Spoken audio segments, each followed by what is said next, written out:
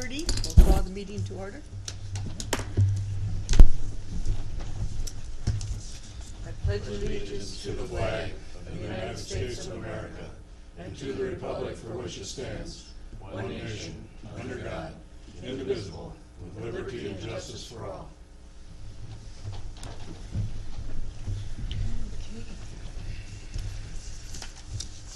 Approval of the agenda. I do have one change under number 6. Which Yep, number? 6-3. 6.3 that we're going to It's move it B3. under discussion items at this time. Yep. And I have one action item to add, which is to set a motion to set a date for our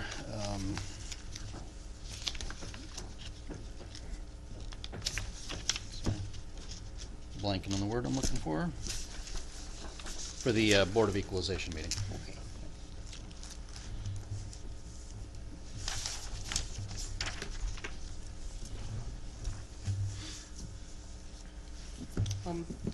Looking for a motion to approve the agenda with those changes. So moved. Second. All in favor? Aye. Opposed? I'll abstain.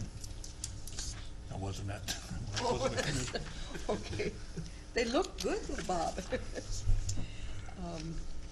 Approving the minutes of the, we did the board meeting. What about the work group session? Should we have two separate motions? Just one motion to approve One both. motion's fine, okay. Public comment period. Anybody wish to address the board? Yes, sir. Wait a minute. We haven't approved the minutes Oh, yet. I need a motion to approve the minutes You're from fine. the session. Sorry about that. All in favor? Aye. Opposed? Abstain.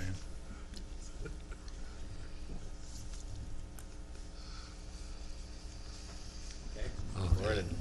Hi, Brian Van Gorp, Yucatan Township. I have two different items I want to address today. And the first one, I'm coming as a member of the Board of Adjustments.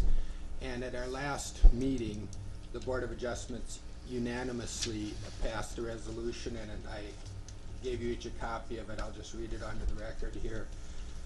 The Board of Adjustment encourages the County Board to take action to limit future land parcel splits that will create situations that violate the ordinance and limit options for constructive outcomes.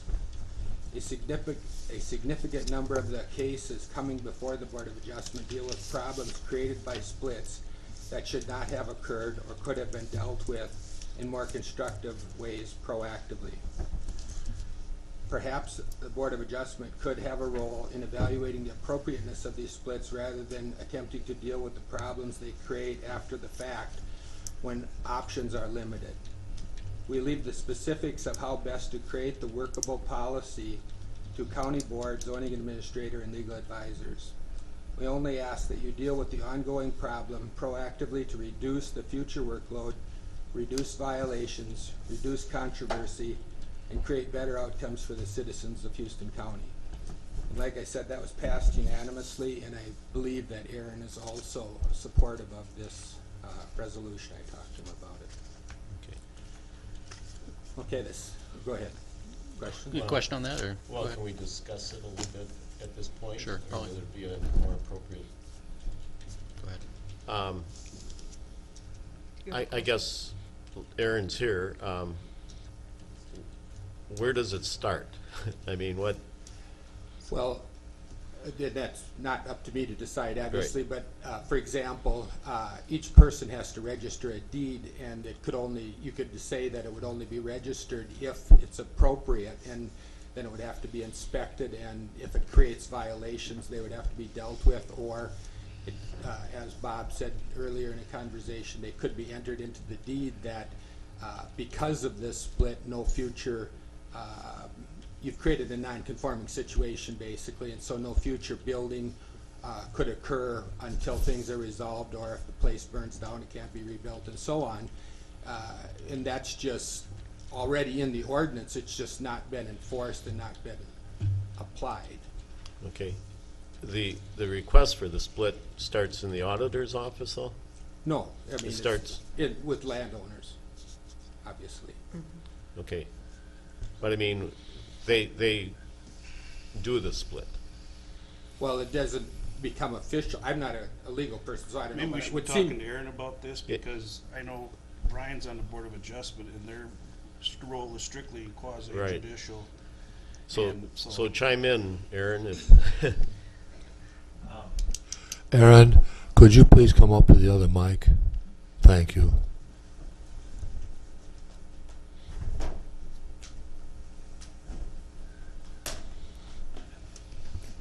I guess I'll start with your question. Well, there's many offices involved, the auditor's office and the recorder's office. The state law was changed in 2017 to allow counties to refuse to record a document that transfers land in a way that would create a nonconformity with the county zoning ordinance. It's an opt-in arrangement, so it's not a power that we currently have in Houston County currently. We would have to opt into it. I believe that at some point we should. I've started the conversations with the auditor's office and the recorder's office on how we can put together a review process that would work for, you know, my goal here would be splits that comply with the ordinance, but they have other things that they need to do and timelines they need to meet when somebody comes in with a deed. So we've started the conversation on this. I've also looked at what other counties are doing to review these splits. Most counties, or many counties now, are reviewing splits before they will record them. And I think the process would look something like observing what's working in other counties and picking and choosing amongst those models to see what would work for Houston County. You got some examples of counties that are doing that? Blue Earth, Nicollet, Olmsted, the two neighboring counties here are not. Winona County and Fillmore County have not opted in. They both have, I guess I know more about Winona County than Fillmore County. They have similar issues that we have, and that they spend time doing after the fact Board of Adjustment hearings, because they don't have they're not looking at them before they occur. Dodge, I believe, is opted in, so most of the southern counties, except the three of us here in the far southeast, have opted in. what's the process for opting in? Just a resolution? Correct, yeah. I guess the question I tried to ask is, so somebody goes to the recorder, and the recorder would put up a red flag to you, or? You know, without getting too far into the details, the basic system that seems to be in place in most counties is that a form is required to accompany the deed when you're recording it, and it shows that it's been reviewed by zoning and approved. Oh. And without that form, it's not considered a complete application to the recorder. Okay, okay. The Is that thing, gonna be every land transfer? It would only be transfers where they're splitting a parcel. So if you're transferring a existing parcel unchanged, it would not go through that process. Or what if it's a 200-acre parcel that they're splitting to 100 and 100? That would Still within conforming, but the county would still look at it? Right, I guess whether it's conforming or not would be determined as part of that, because you could split a 200-acre parcel in a way that, you know, that doesn't work, depending on how you split it.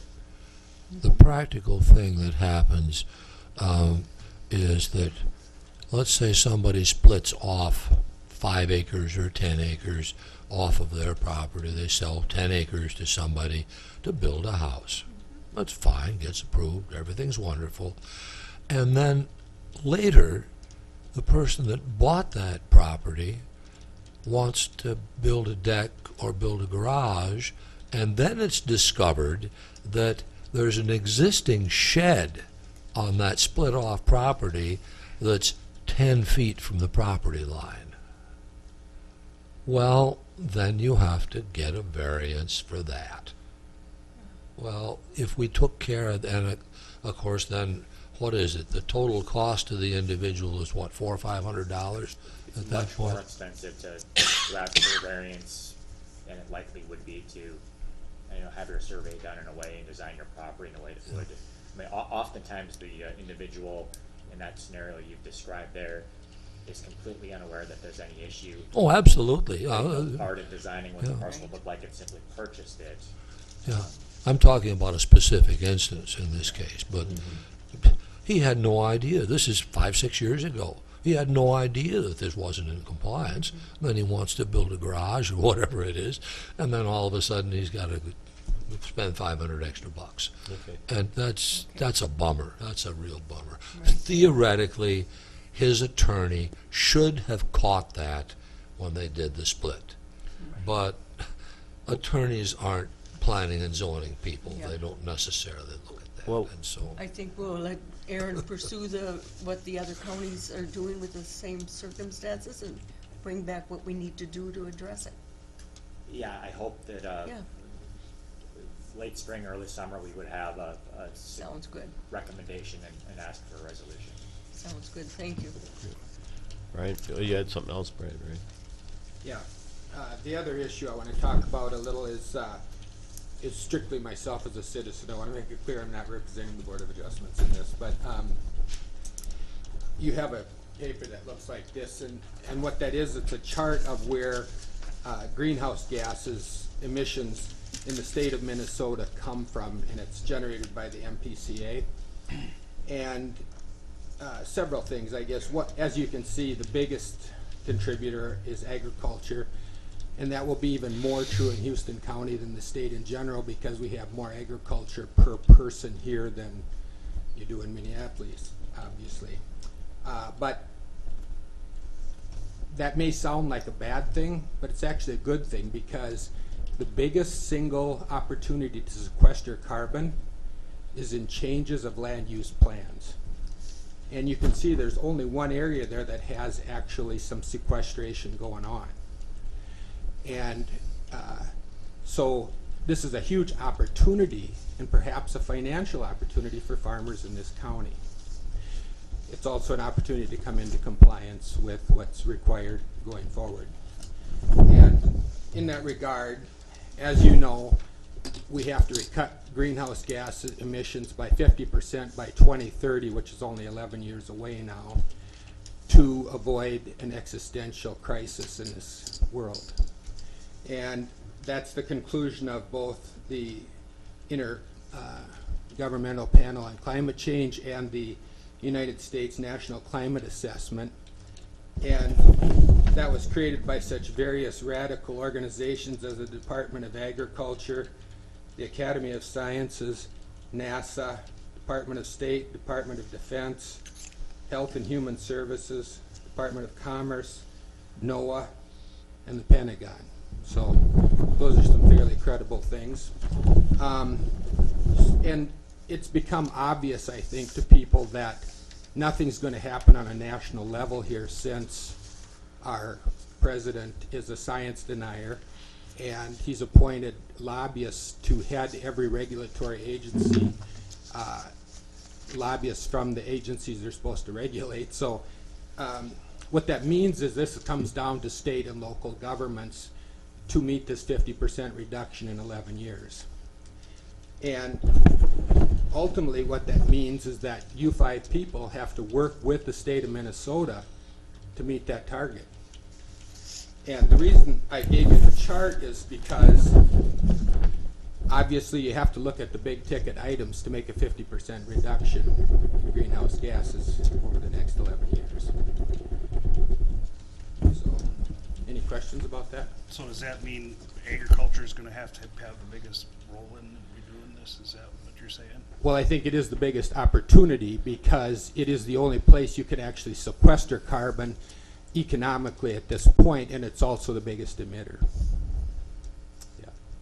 And what would be your suggestions for doing that?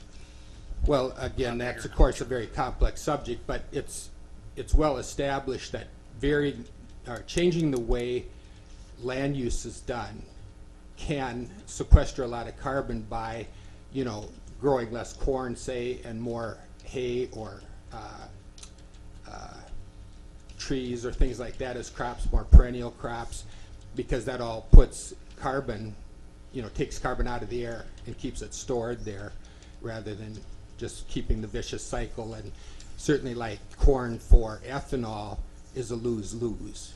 You not only have the continuous tillage, but you have ethanol, which is a net carbon contributor. So we as a county, would we be wanting to limit our farmers from growing corn? I think we as a county could start by encouraging and educating and maybe in some way rewarding farmers for better land use practices.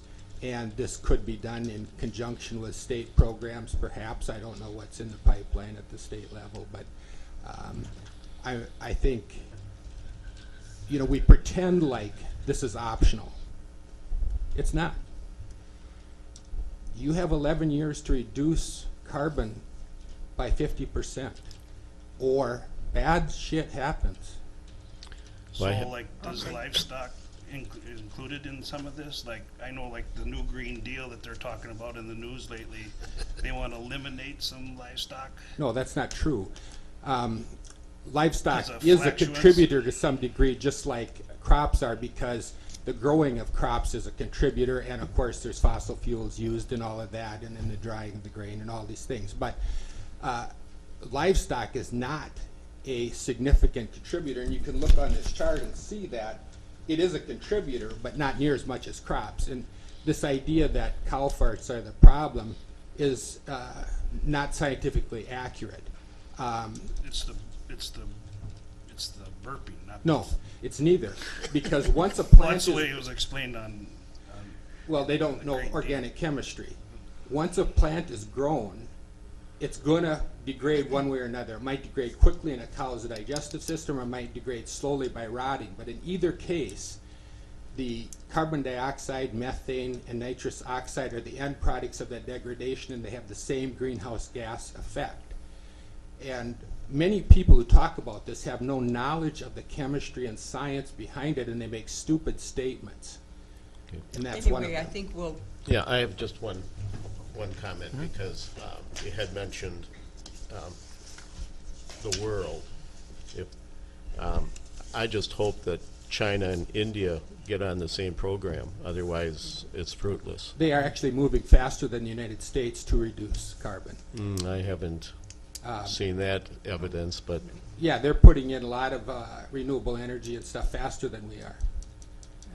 so they can soon take their face masks off, I guess.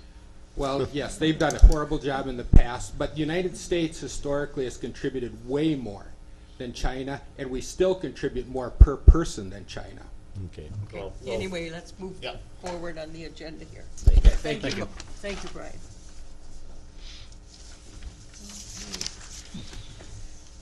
All right, consent agenda has the usual claims that you've seen and reviewed. A budgeted purchase of a couple of items. One is a new printer. We are replacing a 7-year-old multifunction printer that's shared by most of the folks in the building. The old printer will be placed into one of our lower use areas, and so is still being used, but redistributed to where it'll last longer. Our enterprise management software licensing for the year. We've also had some credit cards issued on the county budget, and then the personnel actions. Oh, I'm sorry, and I missed the donation to the K-9 program from an individual. So.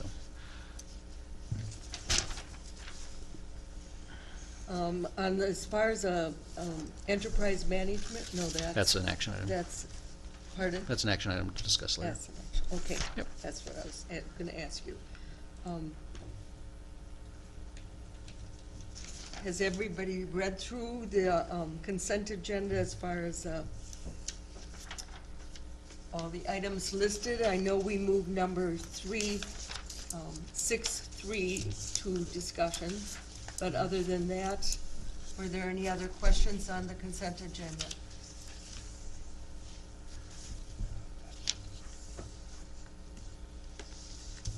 Motion to approve. Looking for a motion to approve the consent agenda with. So moved. I'll second that. Any further discussion? All in favor? Aye. Aye. Opposed? Okay, motion approved. Were we supposed to do appointments at this time too, which was ahead of the consent agenda? We don't have any appointments. Are we gonna discuss committee, or is that, That's on the action items. that's on the items? I actually did read through that. That's fine. Okay. Well, moving on then, let's start with our action items. Number 1, consider approving the low bid for SAP 028 Hadley Drive Bridge replacement. Brian, do you want to approach us with this?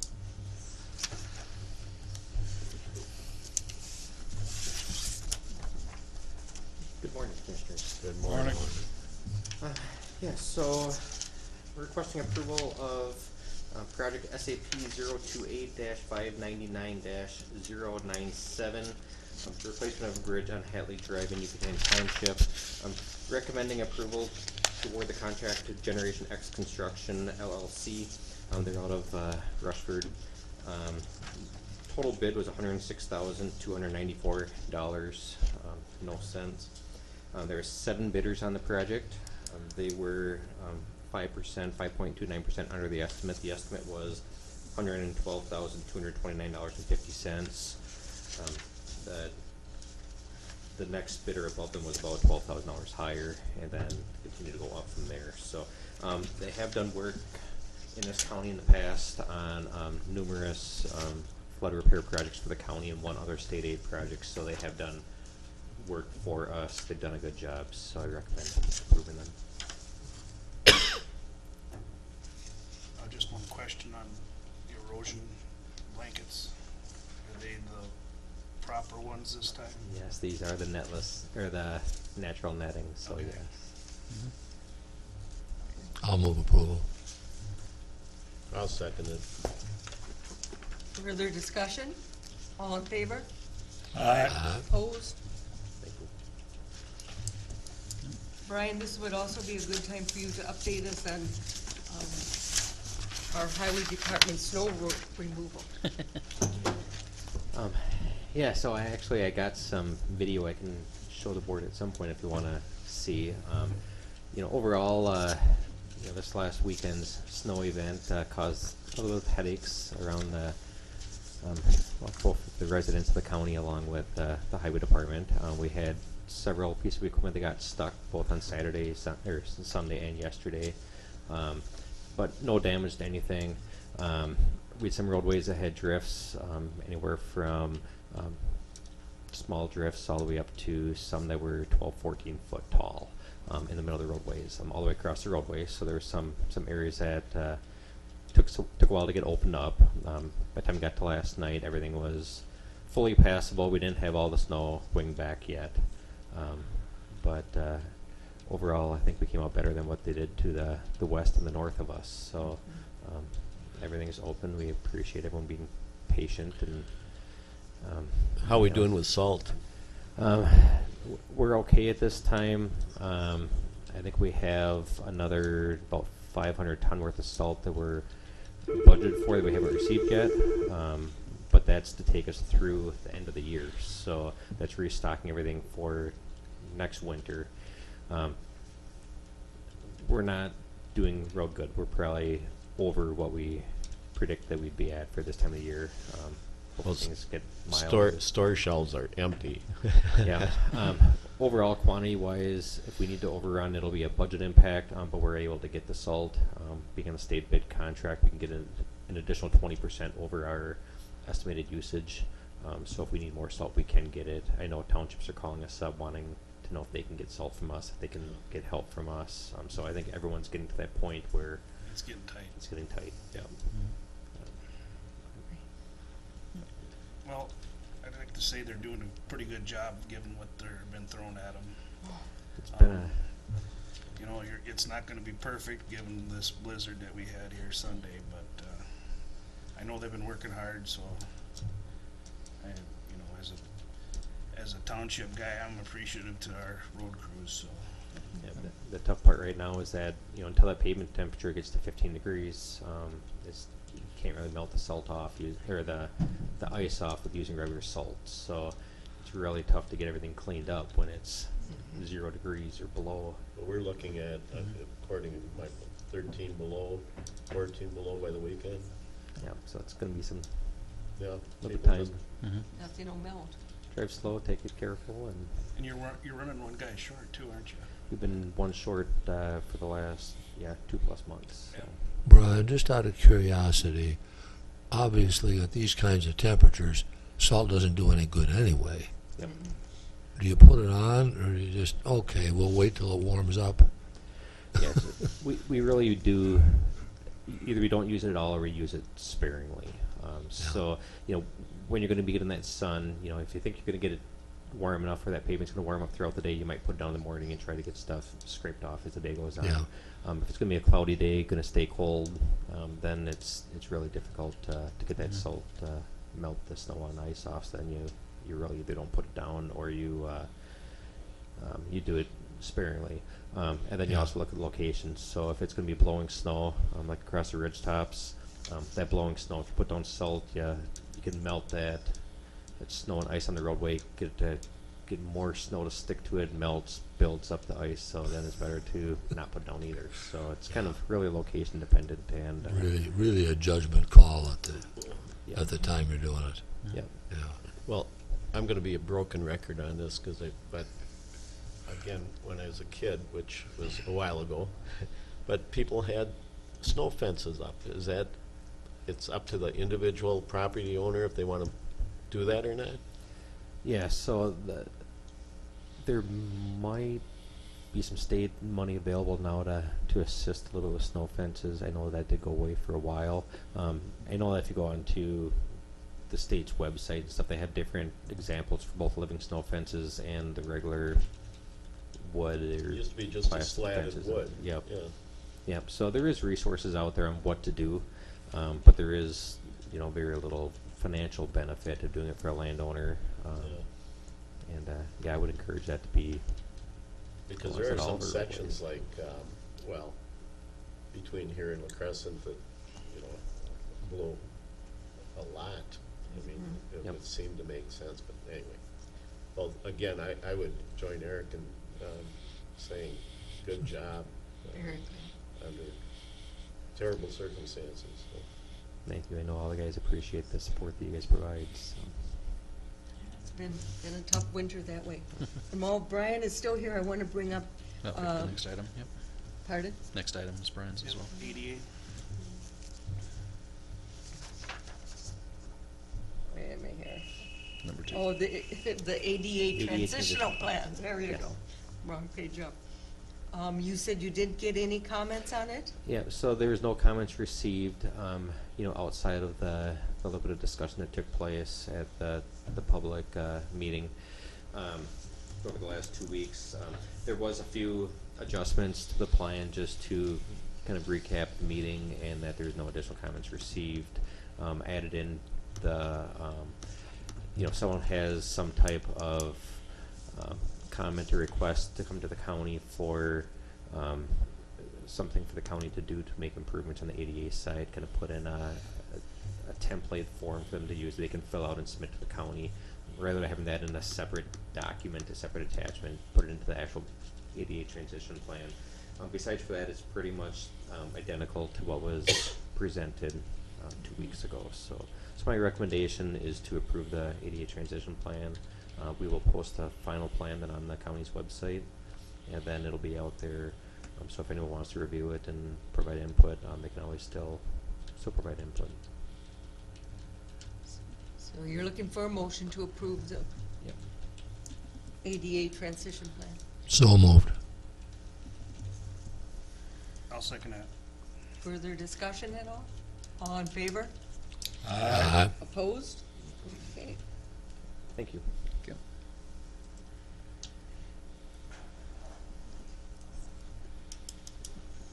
Okay. Item number 3 is for Tess. Oh, Oh, we had talked about that 7th Street thing.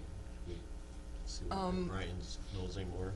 Brian, you didn't hear anything from the city as far as the cost, the actual cost, or moving forward on the 7th Street push button? I did not. Okay. Okay, because Teresa and I both talked about, I mean, very, very necessary. I think we agree. Safety issue. Yeah. But I think in one of my discussions with you, I think it would probably cost the county about 15,000 Yeah. matching. Those of you that aren't familiar, it's where the swimming pool is in La Crescent and Briars. It's just a The kids run- difficult spot there for kids to run across or get out of the car or whatever. So there's talk of putting a Yeah. stop right there? Is that- Yeah. Working with Yeah, the city. so, if you've been to City of La Crescent over the last, year or so, on South Third Street, which is by the Quick Trip by the lights, there's push button activated, pedestrian signals, similar to, down McGuffin and popping up all over the place in City of La Crosse, the City of Onalaska and stuff. We have one of those now in La Crescent.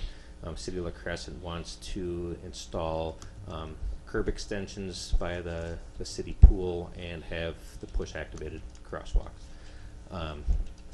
By the South Third Street, that cost was split 3 ways, 1/3 school, 1/3 county, 1/3 city, for the installation, and then the maintenance is being done 100% by the city of La Crescent.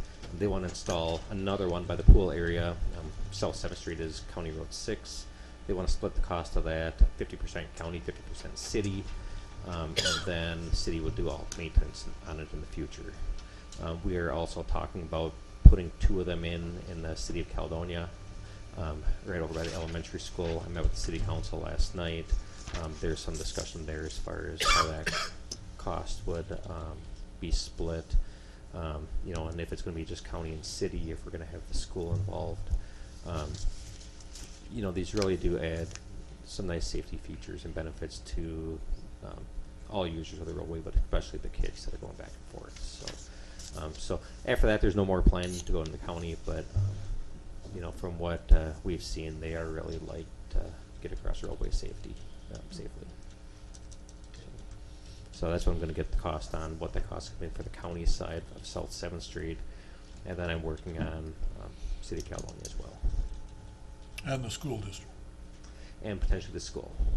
So we don't know, being that the one or the 2 locations here up at the elementary school, being that it's associated with a county project coming through town, we're going to be replacing a bunch of the handicap ramps, a little bit of sidewalk, the pavement, we're going to be resurfacing the pavement. So it's part of a larger project versus standalone. So my proposal right now, really to the city, is to have the county pay for the cost of the installation of the RFPs, and then have the city maintain them. Rather than going to the school and have the school participate a small amount, we do get state aid municipal funds at a slightly higher rate than state aid construction in the rural areas, just knowing that cost is going to be higher in cities.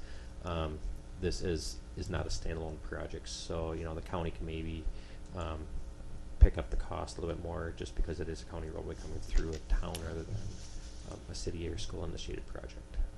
So discussion on that, as we go forward, that's going to come back as far as how it does it get split. I'm doing some more research from the city of La Crescent as far as have they spent any money on maintenance, and what is the cost of the batteries. They're solar powered, so once they get installed, they're saying it's hands off for essentially about 10 years. Replace the batteries, should be another 10 years of basically no cost. If there is, right now it's all on the city, not on the county. City of Caledonia would like to know, what is that ultimate maintenance cost going to be? So, and should the school have some vested interest in that location? So, it definitely benefits the school. So, Thank you. yeah. Well,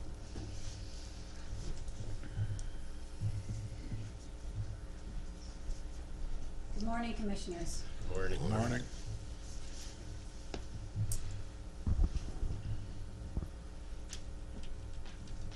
Every 3 years, we review and are required to adopt or put together an affirmative action plan of our own. In the past, we have, for the past several years, at least 10 if not 12 years, we've chosen to adopt the Minnesota Merit System Equal Opportunity and Affirmative Action Guideline. The rule that applies to this is Minnesota Rules 9575.0090. And I'm here before you to request that the board adopt the Minnesota Merit Guidelines for Equal Opportunity and Affirmative Action as it pertains to our Human Service, Public Health and Human Service Agency. And I know Director Puglisa is here as well. They, to answer any questions you may have specific to some of the grants, but we receive pass-through funds, both state and federal, and required to either adopt the systems, Department of Human Services plan, or have one ourselves. I have, in a previous life and a previous job, oversaw the development and reporting for a state agency, their affirmative action plan. This can be, it's quite a bit of work, and I don't believe that it would be cost effective for us to do this in-house at all.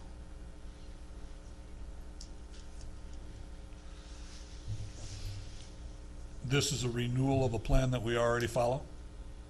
We have been following their plan. This is another adoption of it, renewing our adoption of the previous plan. But we already followed the same plan, just adopting Correct. the new version. I don't think they've made any changes to their plan So the in reason, several years.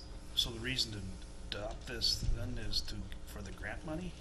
Well, the immediate reason to adopt it is we're required by Minnesota law to have either our own in-house equal opportunity affirmative action plan, whereby we set goals that are based on the demographics of our community. We have to take certain affirmative action, if you will, with regards to our advertising practices, et cetera, to meet those goals. Then we have to do an accounting and reporting back. It also includes a policy statement for discrimination claims, harassment claims, and that. We have our own internal policies on that, but this sets that out as the Department of Human Rights standard, now Human Services standard as well. That's the immediate mandate, is the Minnesota rule. The reason for the mandate, in part, this is a civil service system. We receive state and federal funding.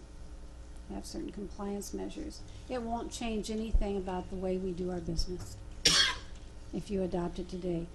It will require us to have to formalize an affirmative action policy, have that approved by,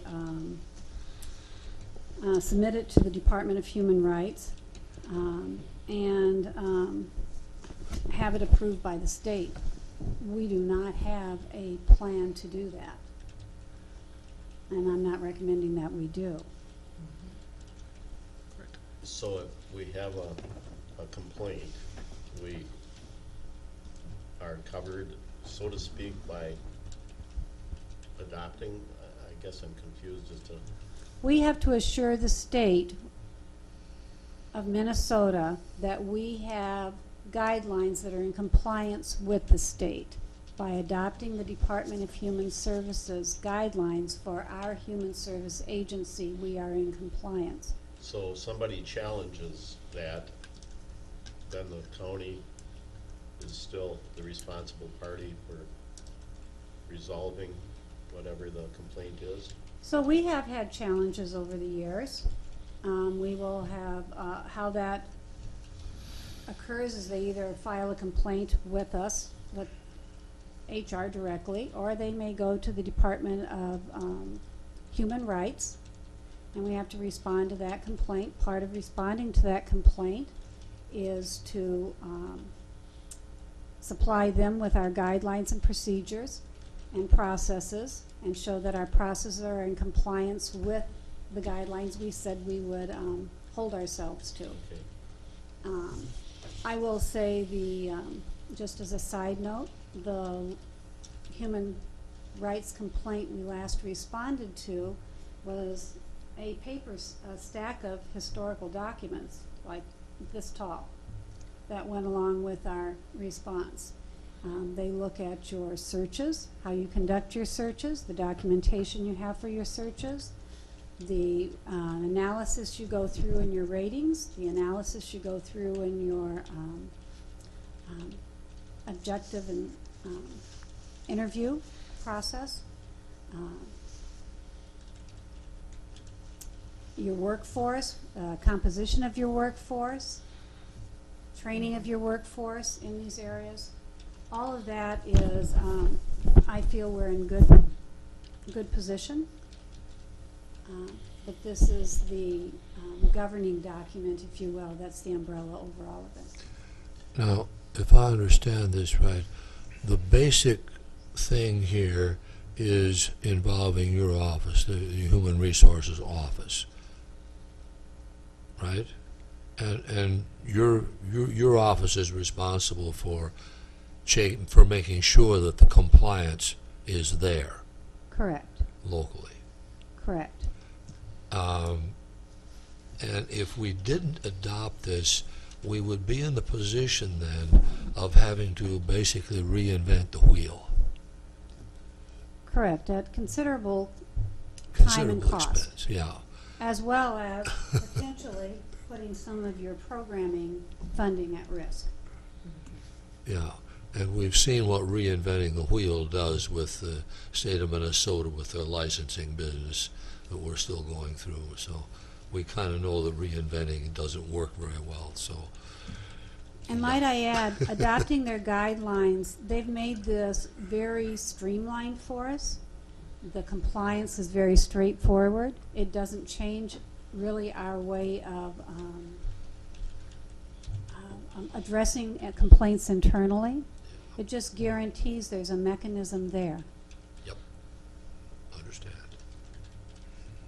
So this is a 3-year plan that we're approving for guidelines that is conforms with the state. We are being asked to approve it for 19, 20, and 21. We're a bit behind the curve. The state was a bit behind the curve. I move approval. Well, okay. And we can continue discussing, obviously, but the motion's been made. Is there further discussion? Does John have anything he wants to say about this, or?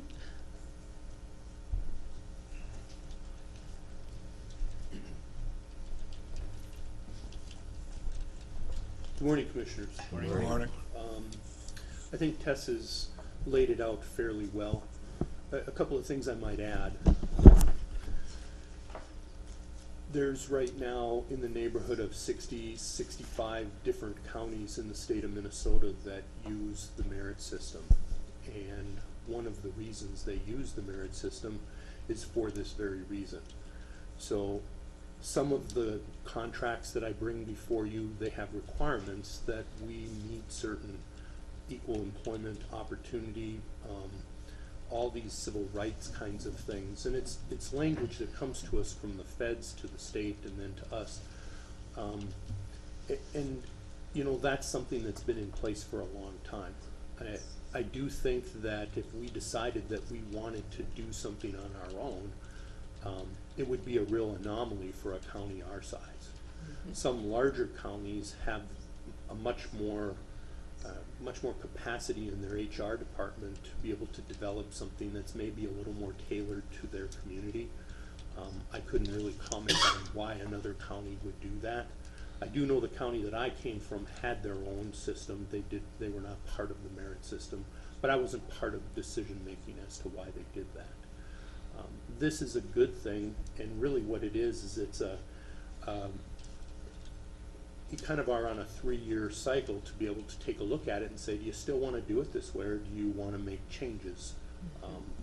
I would concur with Tess that it makes most sense for us to follow this guideline for the next 3 years.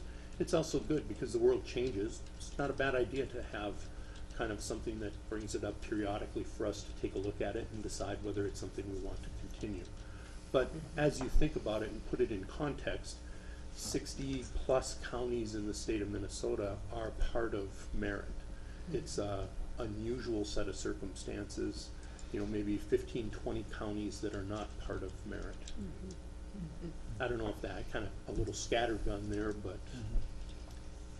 And also, we get a lot from Merit. Merit, so we would have to do, have our own plan or adopt their plan in order for us to continue to use their resources and services. They classify our positions as far as what kind of work in human services is done by case aides versus social workers versus a technician, etc. They have certain minimum standards for each of these positions as far as qualifications. They maintain registers or rosters, if you will, for those that have met those qualifications. And so they do, like I said, evaluate resumes and CVs to give credit. Maybe a person's entering the field of social work and they determine whether they've met some minimum standards. There's a lot of risk involved, liability issues with regards to these fields. And you want to make sure you have well-qualified folks in them that have met some minimum standard. Merit supplies that to us. They help us, because they maintain these rosters, they are the first place folks go to look for a job in the field of whether it's human services or even some of the merged or integrated departments, public health and human services. So we do get, in addition to, we have to do this compliance for them, but we do get quite a bit back from them as well. just another thought I wanted to share as well. Out of the approved Public Health and Human Services budget is a fee, if you will, or a membership that each county is responsible for. It's determined based on the number of employees that are part of that merit system. Ours will likely be going up with the addition of public health. I haven't seen any documentation on that. I don't imagine that it will be very dramatic. If I'm not mistaken, it's in the neighborhood of about $7,000 a year that we pay. So you can also think of Merit as a bit of a cooperative. It's these different counties that have come together to not just provide the compliance things that this relates to, but some of the other HR, recruitment, selection. A previous item that you approved on your consent agenda is for a case aide position. Since that was a change, we ran that through Merit to make sure that what we're calling that position is in fact a case aide. That's good for us to make sure that we're calling things what they are.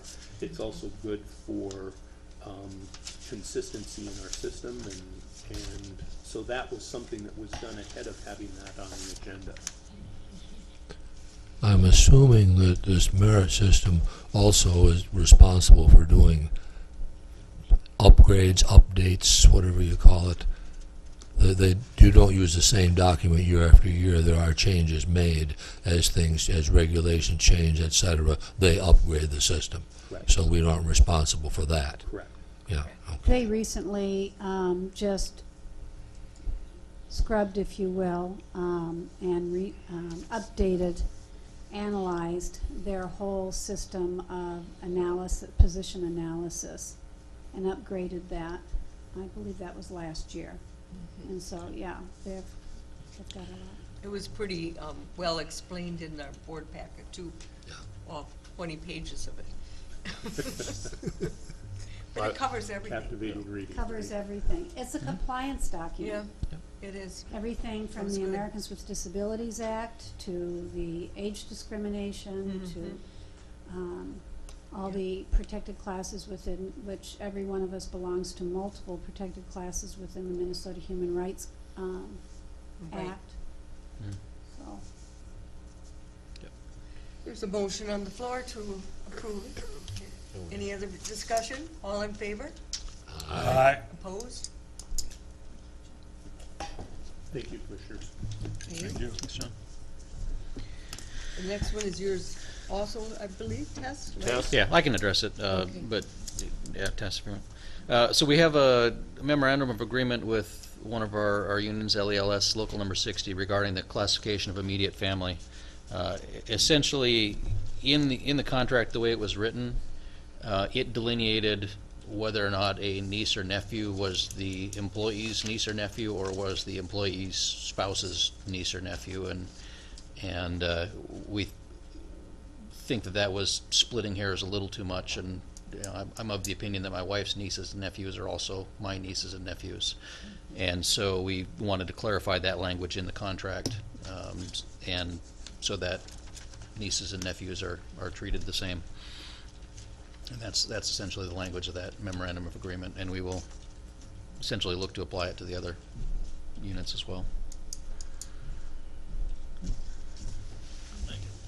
How far, I don't recall, testing, how far down the lineage do we go? Nieces, nephews, about it? Well, we have a fairly generous policies with our provisions within each of our collective bargaining agreements, as well as in our personnel policy as to bereavement leave. The problem with this particular contract, Commissioner, is that the language is open to two interpretations. So we just wanted to clarify that, and we do have an impacted employee. So we would like to, we're recommending making that clarification.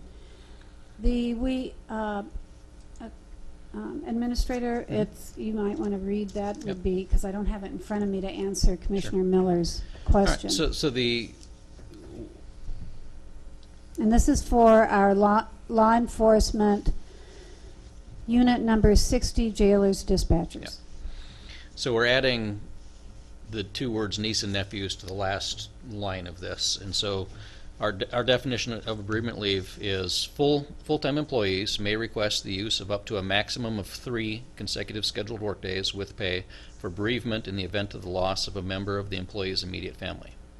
Immediate family shall be defined as the employee's spouse, children, mother, father, grandparents, brother, sister, brother-in-law, sister-in-law, son-in-law, daughter-in-law, aunt, uncle, niece, nephew, grandchildren, stepchildren, step-grandchildren, and here's where it differentiates, and the mother, father, aunt, uncle, brother, sister, niece, nephew, or grandparents of the employee's spouse. And without this memorandum of agreement, because of that word and we isolate, if you will, the in-laws out separately, it really left it open as to whether one's spouse's nieces and nephews were covered by one's bereavement leave. Okay, So I don't we want wanted to clarify it. to muddy this water too much, but there are many relationships now where they aren't married, but they live together and have children together and so forth. Is that, So we have to look at the precise language either in the contract or in our policy, and generally speaking, if they're contributing members of the household, they live there, there's this ongoing relationship, we have acknowledged it. okay, So you're saying if they're not married, I would have to look at the language and see what, they're still considered a niece? I mean, if the partners, in this case no, partners. in that case, no, but Okay. we're talking about is what if you had a partner, you're not married, your partner, and you, heavens forbid, the partner passes away, would we provide bereavement to the surviving person? And under most of our policies and our contracts, we would. I don't know that we would for all the extensions, no. I'm not, we've never had that. yeah, It that's, does, as written, it asking does my still question, yeah. specify spouse. okay. And I don't know what the common law rules in Minnesota are on spouse, but there is, that law has changed as well, so. anymore. And I know some of our policies say contributing members of the household, they There's live, one union contract that and specifically. and some don't. We're in a discussion that maybe it's time to see if we can standardize what we have for our folks here. So we're looking for a motion to approve the memorandum regarding the classification of immediate family. So moved. I'll second it. Further discussion? All in favor? Aye. Aye. Opposed? Thank you. Okay, next we're gonna consider, the establishment of a fleet management program and enter into an agreement, not a contract, with Enterprise. We, listened to, a talk about this program. It's AMC endorsed. 30 counties so far have endorsed it, to use lease arrangements rather than purchase. Looking at the safety and the saleability in 5 years. We examined the lease work versus a purchase. And one of the figures I had written down, we would save $177,000 over 5 years. Jeff, you want to elaborate on that a little bit? It covered a bunch of the points with it. I think for everyone's understanding, the board members saw in the presentation that when we're talking a commercial lease under this program, we're not talking about a lease that you and I would get if we walked down to the Chevy dealership or the Ford dealership and leased a vehicle like you see on the TV advertisements. It is a lease, in lack of a better term for it, in that sense, in that we are purchasing vehicles through Enterprise. It's an open-ended lease where we have full control to do what we need to with the vehicles. So for the law enforcement vehicles, for example, we can drill the holes necessary to mount the equipment in them. Where that affects us is we don't get penalized by Enterprise for doing that damage to the vehicle. We get penalized in the sense that when we go to resell that vehicle, our resale value might decrease by the value for the dents and dings that somebody would buy it for. We have the advantage still of buying at the state bid pricing, and so when we go to resell the vehicles on the open market, they're sold on the open market versus through the limited avenues that we normally sell back the vehicles that we own now through the state bid and things. So, and then along with the program comes, and we haven't decided yet exactly to what level of detail we involve ourselves in, but their maintenance program can be applied to all of our vehicles, whether it's a leased vehicle or one we currently own, so that we can tap into their resources of their maintenance tracking program. And that's something I'm still going to work out with the department heads on what the right approach is for that, as well as whether or not we use the fuel program. There's a couple other added programs that we hadn't talked about a lot until Mr. Nystrom came out last week that I want to reevaluate a little bit further before we make a decision on. One of the add-on options that the Enterprise has is the ability to track the vehicles, GPS tracking. He kind of came up for the first time last week, but some of the counties that are using that are able to track their patrol cars, for example, through that system better than they can through some of the other resources they have. So something I want to take a look at. We won't sign on for that right off the bat, but we'll look at whether or not that's something that we want to pull in. As discussed with him, this is a program we can walk ourselves into and we can walk ourselves out of at any point in time we wish. It's not a full-on contract where we're locked into a certain period of time. One of the other add-ons is the knowledge and the database that Enterprise has from their millions of vehicles that they've bought and sold and rented and use and lease, in knowing when the right time to get rid of a vehicle is, when the right time to trade it is, which model out there turns out to be a lemon, so to speak, and we know that we don't want to be throwing bad money after if that particular year and model of a truck is problematic. They've got the data that shows that. We own one of them, they own thousands, so we'll have that information as well. And some of the other fleet analytics that they would provide with their software suite that we don't have. So those are some of the advantages. Again, there is the overall savings. There's a short-term savings initially as you work into it, and then overall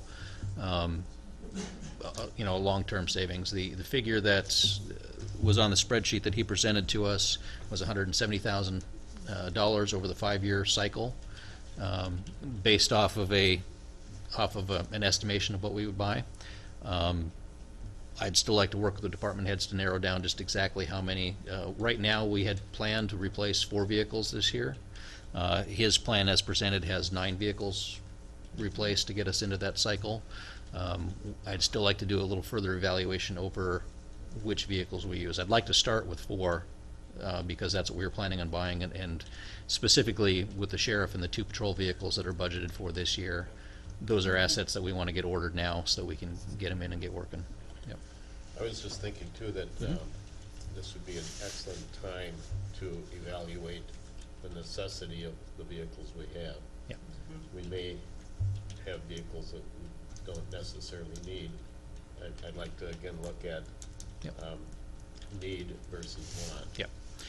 And, That is something I'm working on and will continue to work on and develop.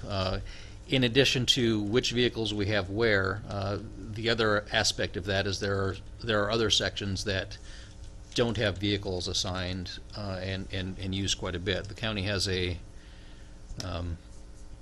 there's $40,000 to $50,000 a year that the county is spending on mileage reimbursement, and that's also funds that could be rolled into this program. And if we use that to lease a vehicle for some of those sections that haven't traditionally had a vehicle, they could use those vehicles instead of paying the mileage rates for a significant Right. reduction in cost and for the the amount county. of use that may very well be shareable. Yes. If that's a word. Yep. Okay. Yep. 2 questions. Sir. Starting out with 4 cars is relatively small, so it's not insignificant, but it's a small amount of dollars. Mhm. But then we're locking ourselves in possibly into a 5-year program. There's no requirement for a request for proposal or doing bids on this. No. And then he had also mentioned using local dealers, possibility. Yes. For For the delivery, they buy the vehicles directly from the manufacturers at the state bid prices, and then they would work with a local dealer for delivery, essentially. assuming we get And also warranty work and. Yes, and warranty maintenance, work yeah. and things like that. Yeah, on the assumption that there is a local dealer. Yeah. there is a dealer if we buy all That Right. would Kias or something like that, that Purchase. isn't gonna work No, local. Right. No, no, Right. we're Yeah. somewhat limited on that. Yeah. Yeah. I guess what I liked a lot about it was the whole tracking Mhm. of maintenance and so forth, which Yep. would take, That was a big plus to have that Yep. records of what's doing what. Right. You can figure out a car that's got a trouble and exactly. get rid of it and, Yep. Yeah, for those, yeah, definitely have that. The nice thing about that is also that those vehicles are still, we can still take them to the same repair shops we've worked with in the past. We can still work with repair shops. It would just, Enterprise would set up a relationship with those repair shops. Like I said, the minimum requirement there is ASA certification, and that's Yep. pretty standard, so. Yep. And then To my knowledge, all the companies we use now are already right, and they ASA would just have certified. to type in the information so they have it for their records Yep. and then they would be reimbursed, so, and it, within, what, 24 hours? Yeah. So it would actually be a benefit for the local businesses, cause they'd get their money sooner versus us Yeah, waiting there's a no month. 30 wait Yeah, day or, yeah. I think in all, it's a pretty good deal. There's gonna be some cost savings. Buying cars and trucks aren't a moneymaker, but this way, Yeah. it's a good use of our funds and the vehicles that we need to use, so. So we're looking for a motion to authorize our administrator to establish the arrangements. I make that motion. yeah, should we wait till Fred? Oh, Here he is. You moved, Derek? yeah. Yeah, I'll second that. There's a motion on the floor, Fred, to authorize administrator to establish a fleet management program. All in favor? Aye. Opposed? Okay. Great. I will keep you informed as we finalize our initial start into it and keep you posted on it. Thank you. And So do we want to go back to environmental yeah, service? let's do that first. Okay. Okay. So one of the positions you asked to look at is we have an environmental specialist position at B24 Step 1. And this position was added by the board to the environmental services and zoning area. The intent was 2 positions that were added to focus, one on feedlots and one on septic systems. So we've had one filled for a little while, and Amelia is working through training, and now we're looking to fill the second position as that office is restructured. One of the questions was, had we plussed up in manpower, and if you draw the structure out before, we had 5 folks in that office, and if you draw the structure out now, we have 5. Duties have all been realigned and changed a bit, but we've not grown in the short term with this addition. If the farther back you look, it was these 2 positions that were added though. The gentleman that we're looking to fill the position with, like Amelia, is not trained. Finding a certified is the right word. Finding a certified septic inspector has been difficult. It would be the best word for it, or impossible to find. The rate of pay that we have the position classified at is not conducive to an inspector coming in and setting aside their own personal septic business and taking on just the inspections. It would so we did put feelers out. We did try and advertise for the position through all those folks, and those that are certified were not interested in the position. Part of the problem there too is that the state has changed some of the regulations involving that, which has made certification more difficult. And as I understand it, somebody certified to inspect in the county cannot then also have their own business and do installing, so that you can't do they'd both. have to do one or the other. Right, and that's, yeah. So the gentleman that we found has a degree from the University of Minnesota with a minor in soil sciences. He's got an agricultural basis. He does have some experience working with erosion control, and he does have farming in his background. So there's at least in the family background. So there's familiarity, and there's a good basis to start from with the training, and that's what we're looking at doing is supporting that and building that from here. So, and Aaron and Tess, if you'd like to add anything else to that, I'd.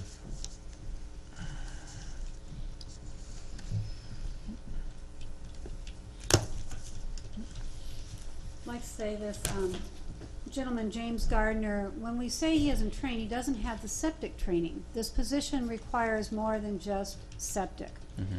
And his training, his formal training is academic training at the U of M in agriculture, with a very strong soil science component to that, as well as in erosion control and storm water management. He also, his ag degree is actually in plant science. So this person comes to us with an incredible background, both formally and some background in, as far as hands-on agricultural experience as well. And so I think we're very fortunate to have applicants of the qualifications that we had. Yes, we do have to do the technical training for the certification for the septics, but this person has a pretty tremendous background in agriculture science. Question. Mm-hmm. How quickly can one take the tests and so forth? What kind of a time Mm-hmm. frame? The tests are offered periodically throughout the year. This applicant if hired, would likely be in the classes and take the examinations in the fall. I would prefer to let the applicant, or let the new hire acclimate a bit to the county before sending off to the training. The trainings are all done remotely. You're out of the office for a week, and it's a large expense to the county too, so we would want to make sure that it's a good fit for the county and it's a good fit for the applicant before we invested that kind of money in the training. Okay.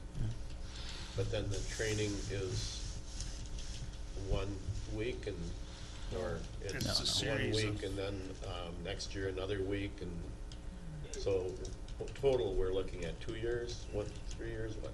Well, yeah, I think that it's safe to say that the classroom training and the examinations would occur in the fastest time period would be about 6 months, the longest would be about 1 year, depending on when the classes are offered. They're not offered every week. So I think they offer them twice or 3 times a year. We've already missed the first round here. There may be a second round, and then there's a third round perhaps in the fall. After that training is completed, there are examinations. If all the examinations are successfully passed on the first attempt, then the person would move to a mentoring phase where a certain number of different tasks need to be done under somebody who has a current license. Once that's completed, you file paperwork with the state and they issue the license at that point. How far is Amelia along on hers? She has taken the first 3 classes recently. I think we've heard back on some of her test results, and she's done well, and she will be going for her second round of the last 2 classes, and they're done in conjunction back to back, I believe, later this spring. So she'll be able, hopefully, if she's successful there, which I'm sure she will be, she'll be able to do inspections this summer. Well, then she would move to that mentoring phase. Okay, and so she'll be working under you then. Either myself or perhaps somebody in Fillmore or Winona County, Okay. or perhaps a combination thereof. I would maybe be her mentor for the forms, but she might gain experience seeing how many different counties approach their inspections as part of that mentoring. I was under the understanding that we were in need of somebody that could do some sewer inspections quickly here. I think that was the goal, was it not? I wasn't on the board then, but wasn't it the goal to get somebody with some experience so they could hit the ground running on doing this kind of work? If we would have had a candidate who came with that licensure, that would have been an advantage to the county perhaps. So we're just gonna fill the position just to fill the position then, or Well, what's the long-term goal, I guess, what I'm getting at? The long-term goal with this position is the administration of the septic program, as well as cross-training within the environmental services office, so that we aren't reliant on one person who has the knowledge of the septic, one person who has the knowledge of the feedlots, one person who has the knowledge of the zoning, but rather you have 2 or 3 folks who can handle work in any of those areas, make transitions. Should something come up and we have a resignation or an employee leaves for some reason, it will be much easier if we have that cross-training in place. It's also easier in terms of the operation day-to-day when folks are on vacation or are at the office for whatever reason, to have that knowledge spread amongst a few people. So this person will be trained in feedlots, trained in septic and zoning. Right, in the same way that Amelia's primary duties are the feedlot program, she's just beginning her septic training, Okay. you know. And And does these she also? I'm Okay. sorry, these areas, and correct me if I'm mistaken, Aaron, but these areas kind of ebb and flow, if you will, in what the demands any given time of year are, whether it's heavily on the septic side or heavily on the feedlot side or the permits. we really, in order to have a nimble workforce, we really have to be able to have folks that can fill in and assist and also fill in when the others are gone so that we aren't left without someone there.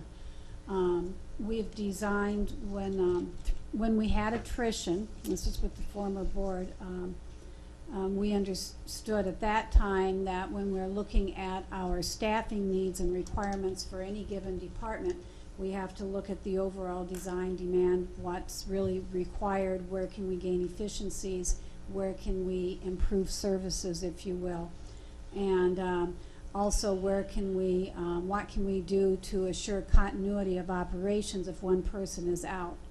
That term I know is used in a lot of different areas, but how do you do that when you are within a department siloed, so to speak? So this change did not result when we reshuffled the deck, and we really went through a lot of scenarios over a considerable period of time, both with when Rick was here as well as worked closely with Aaron. It doesn't result in a change of FTE from a year ago. However, it's a different mix of how we use those human resources. So we took the more, I hesitate to use the word higher level, but some of the more complex duties of the zoning officer and folded those up into the department head. So yes, Aaron does have a septic license, and Aaron should be able to give advice and step in and assist both in feedlots and septics. But also Aaron has the zoning officer duties as well, plus the oversight for recycling and solid waste.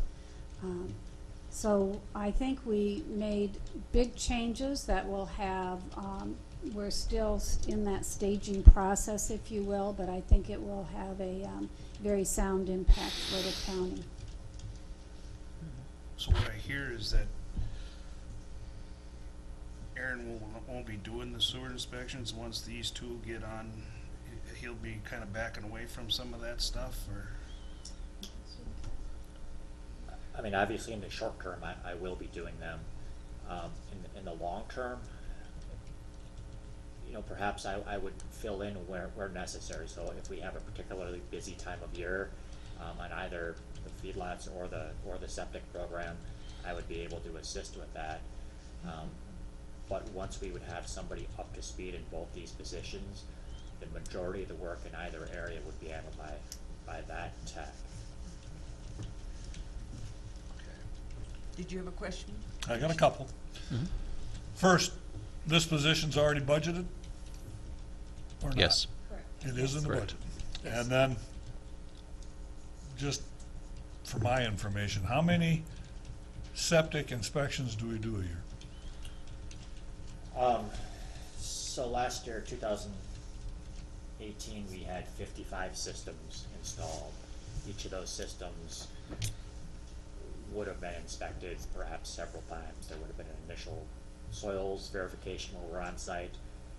Then we would review a formal design, and then we would do a minimum of 1, but up to 5 site visits during the install, depending on the judgment of the inspector and the time that's available to do the inspections. So last year, didn't do a lot of multiple visits to sites because there was not time to do that. If there was a site that presents challenges, it would be prudent to do more. Existing septic systems in the county, once they're in place, we don't inspect anything? Right, if there's a property being transferred or a private owner who wants to have an inspection completed for whatever reason, they would be hiring that in the private market, and that inspection we would do something because the results of that inspection would come to the county then, and we would perhaps take an action based on that. Right. So we don't have anything to do with existing systems. So with regard to this new employee, as I'm understanding it, then the person would not be doing any inspections. It's a training period of at least a year, the way it sounds. 2. Well, they wouldn't be conducting inspections by themselves. They would certainly be, prior to my licensure, I was on site for scores of inspections with Rick. So they would be on site for the inspections, but they wouldn't have the certification to complete the paperwork required by the state. But would they be doing, what else would they be doing since they're not licensed to do the inspections? Well, that would be the primary focus, would be familiarizing themselves with the requirements of the septic program and what it looks like when a septic system is installed, what you should be looking for. Additionally, though, because we're cross-training in areas, we would be bringing them up to speed on zoning procedures and feedlot procedures. We have other programs, shoreland, wetlands. They'd really be learning all that as time allows. So we would certainly make good use of the physician's time. We wouldn't have them sitting idle because while they wait for their licensure. They wouldn't be spending all their time studying. Well, I mean, a lot of that learning about the programs would Practical experience, but I mean, they aren't gonna be just sitting in the office You studying. mean studying for the septic Yeah. test? No, it would be perhaps learning what's in the ordinance, learning about floodplain rules, things of that nature. Would be studying in a different way. Commissioners, this really is somewhat akin, if you will, to how we staff in the assessor's office. There is quite a long training period, and we hire at the, we're not able to hire competitively at the full appraiser with all the certifications and SAMA and all that, if you will. But those folks don't sit idle that whole time either that they're in training, and these are by the time they get proficient, it's usually about 3 years. But there's a lot of other work that goes on in these offices that these people assist with. From what I hear out in the industry is that we might be better off investing money in somebody that's got experience and is trained in this stuff, because we are providing a service to the community on this.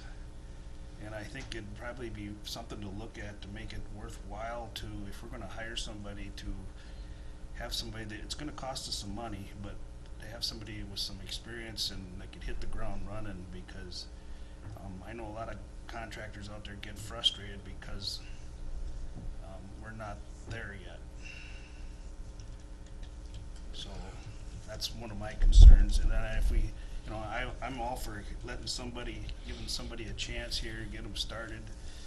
But geez, those trainings are expensive, and if a lot of times if we get them trained, then all of a sudden they find work elsewhere, and then we lose that. That's not good either.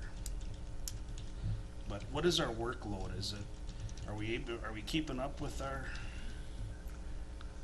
inspections and As I stuff? said before, there's a lot of gray area in terms of how much time is the county inspector going to be on site. So if we wanted to be at one end of the spectrum, the county inspector would be on site for 3 days the entire time while the system went in and look at every single component. On the other end, we would be on site when the tank was set or during one process of the installation, and file the paperwork based on that. We've changed our forms in that we used to certify that the system was installed in compliance with state rules, and now we certify that we are reasonably assured that it was installed, and that because we're not sitting there for 3 days watching every component of the install occur.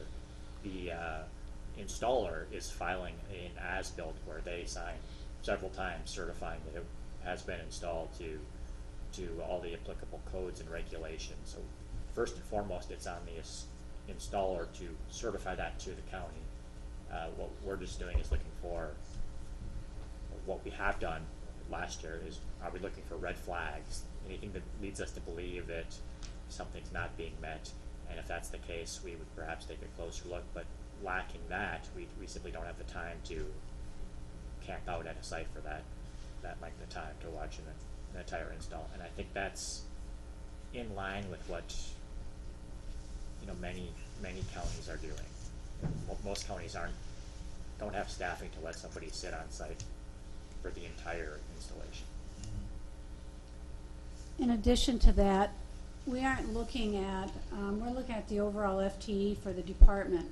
So when we look at the department, we're looking at all the needs that, and services that department provides to the public. So if we don't have this position, I would say that it's going to impact not just septic, maybe it won't impact septic, but I would think that it would in the ways that Aaron has mentioned that it could. Not for a But couple it- years anyway. But, probably not for a couple years, but it will impact our other programming, because those are programs and duties that Aaron would not be able to get to, and at some point, we do need to bring somebody in. To directly address your, question about, well, it'd be nice to hire somebody at market, whatever that market is. That certainly is an argument that we've had. We have our unions making all the time that we should be at market wages, whatever market is. We do have a collective bargaining agreement. This position is in AFSCME. These positions are classified by the level of autonomy, authority, risk to the organization, etc. We do have a particular pay scale, and we are not allowed to go outside of that. We would be in violation of state public employee law. So we do have some constraints that way. And like I said, I think the biggest impact is to the overall programming, looking at it more holistically rather than just as these particular services, and that's why the cross-training is going to be so fundamental. Okay, that was going to be my comment, is that if we went and spent considerably more to hire somebody that has septic licensing and experience, whatever, and is doing it privately, then we'd spend money training him or her in feedlot, and the other aspects that Aaron outlined earlier. So I don't know that it'd be a gain. This way we kind of mold the new employee to the needs that arise or that we have looked forward to cross-training in. You know, the fact that, just one moment, the fact that Amelia is getting her license, I think is a critical benefit to us. We could be, as I talked before, like, as I mentioned before, like we used to be. Within departments we had, if you will, those silos. It is really not that we don't have, it's nice that we have multiple people in the same department that can do each other's jobs. So if we went back to that other model, yes, Amelia would be over here. We wouldn't be cross-training her into these other things, just as we wouldn't be cross-training other employees into permits and feedlots and whatever is on the agenda that day for solid waste or whatever. I think it's important that everybody in the department know each other's job, be able to handle it in the long run. And we haven't had anybody even apply that is certified at this time. Oh, we had one. Oh, you Yeah. had one? He withdrew. But- Withdrew his application when he saw the pay scale. Now, theoretically, could we meet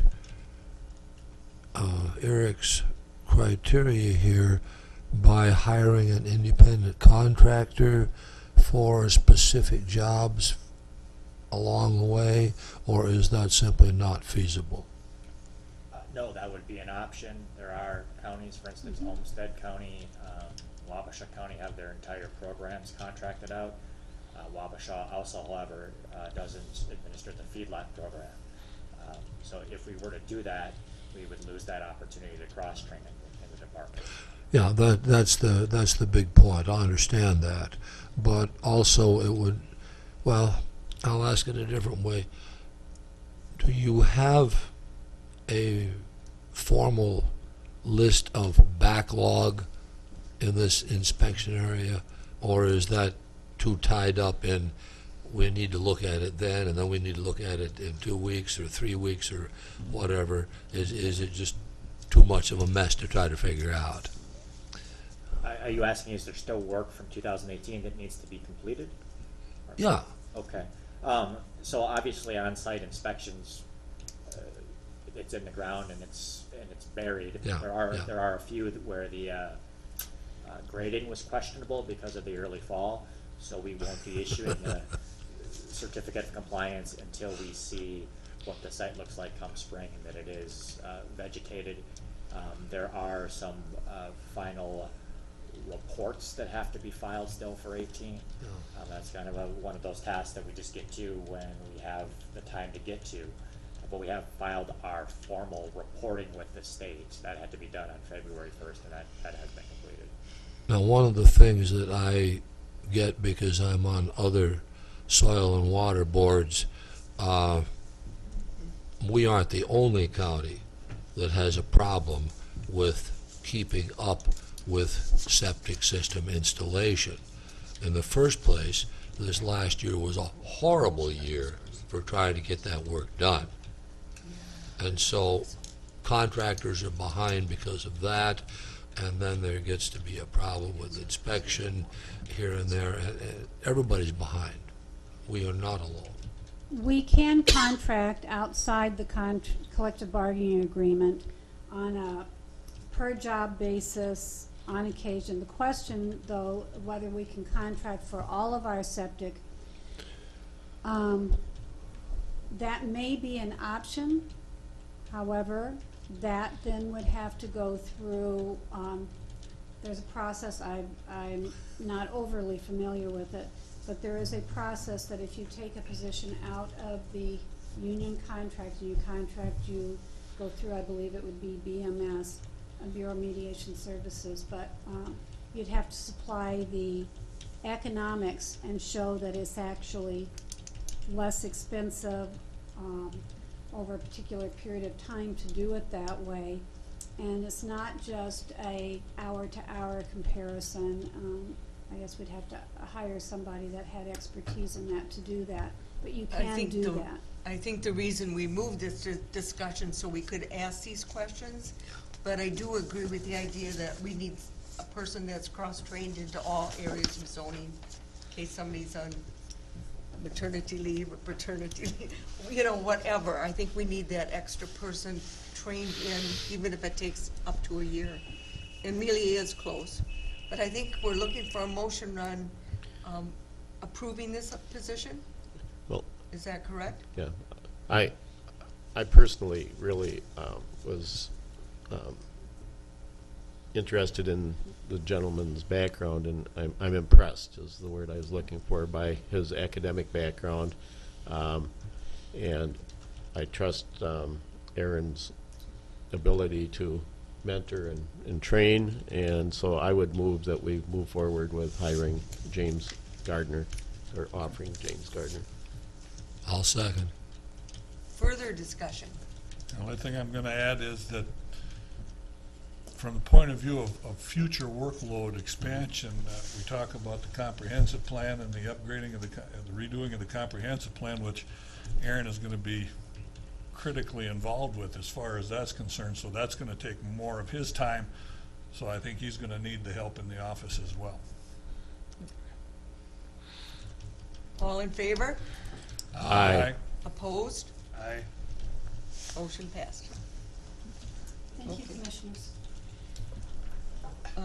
Before we move on to discussion items, reports, can we take a recess? If we could, just very quickly, one quick action was to, need a motion to set the date for the County Board of Equalization meeting for June 18th at 6 p.m.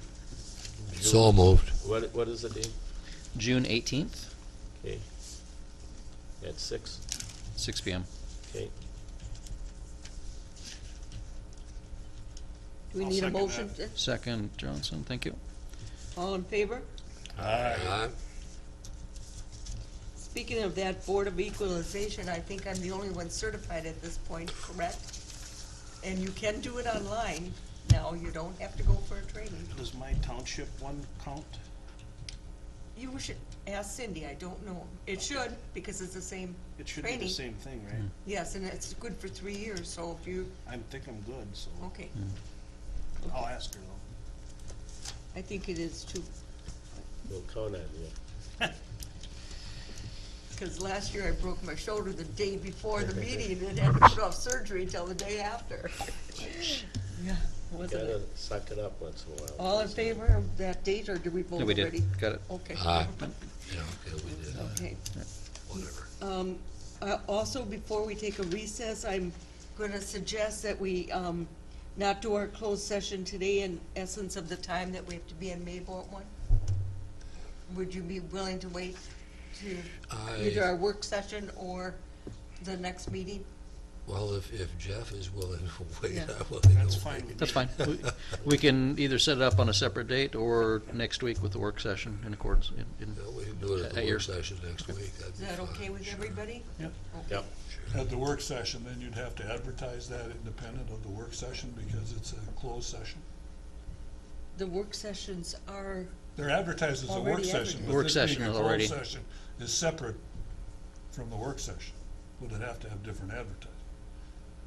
we did We'll put look closed into session. it. Well, I'm just asking. Yeah, no, So it's a good question I with see the that- open meeting I see rules, that yeah.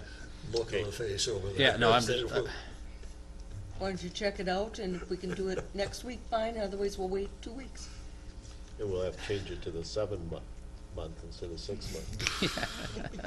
Technically, we would anyway, because it's already into Yeah. March then. I know. It's just that, Because it was on this meeting and is being tabled to the next meeting, we don't have to re-advertise it. okay. But we're in the fine hairs of judgments and So this and is such just being versus tabled at statute. this time till next week. Yeah, yeah. Table it until next week, then it's considered advertised. Yeah. Yeah, Okay, good. so do you still wanna take a recess, or you wanna go on with the commissioner reports? Oh, my vote's recess, but Oh, my vote's recess, but I'm a non-voting member, so. Okay. wait, we were gonna Okay. revise Do it. committee? Oh, yeah, we have to revise committees too. Let's take a recess then, and being that it's, Yep. 11:08, Okay. we'll take a recess for 7 minutes. Okay. Make it On that. 11:15 and be done. 6.5? And I know Donna likes that in the minutes, the time. Yeah, yep, I sure do. Okay.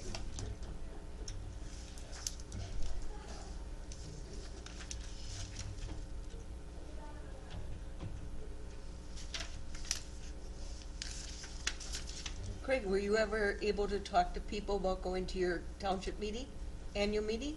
No, Okay, I haven't really. just curious. I was just, Maybe if you build the bank up with snow now. I was thinking that's- sometime in the You future, mean the county township maybe take association? some photos, but I don't know if I wanna Usually stand that's out in- there on that edge right now. No, I don't If think somebody it. comes around the curve, I'd be finished. After all the townships, you Right. had your annual meeting. I did notice, we got, Maybe the next house, year, maybe when you find out, you can let me know. Yeah, what it is. pushing up 4 or 5 feet, but when you get to that embankment that I'm talking about, 507. it just falls over to the end. Oh, gosh, There's nothing there but air.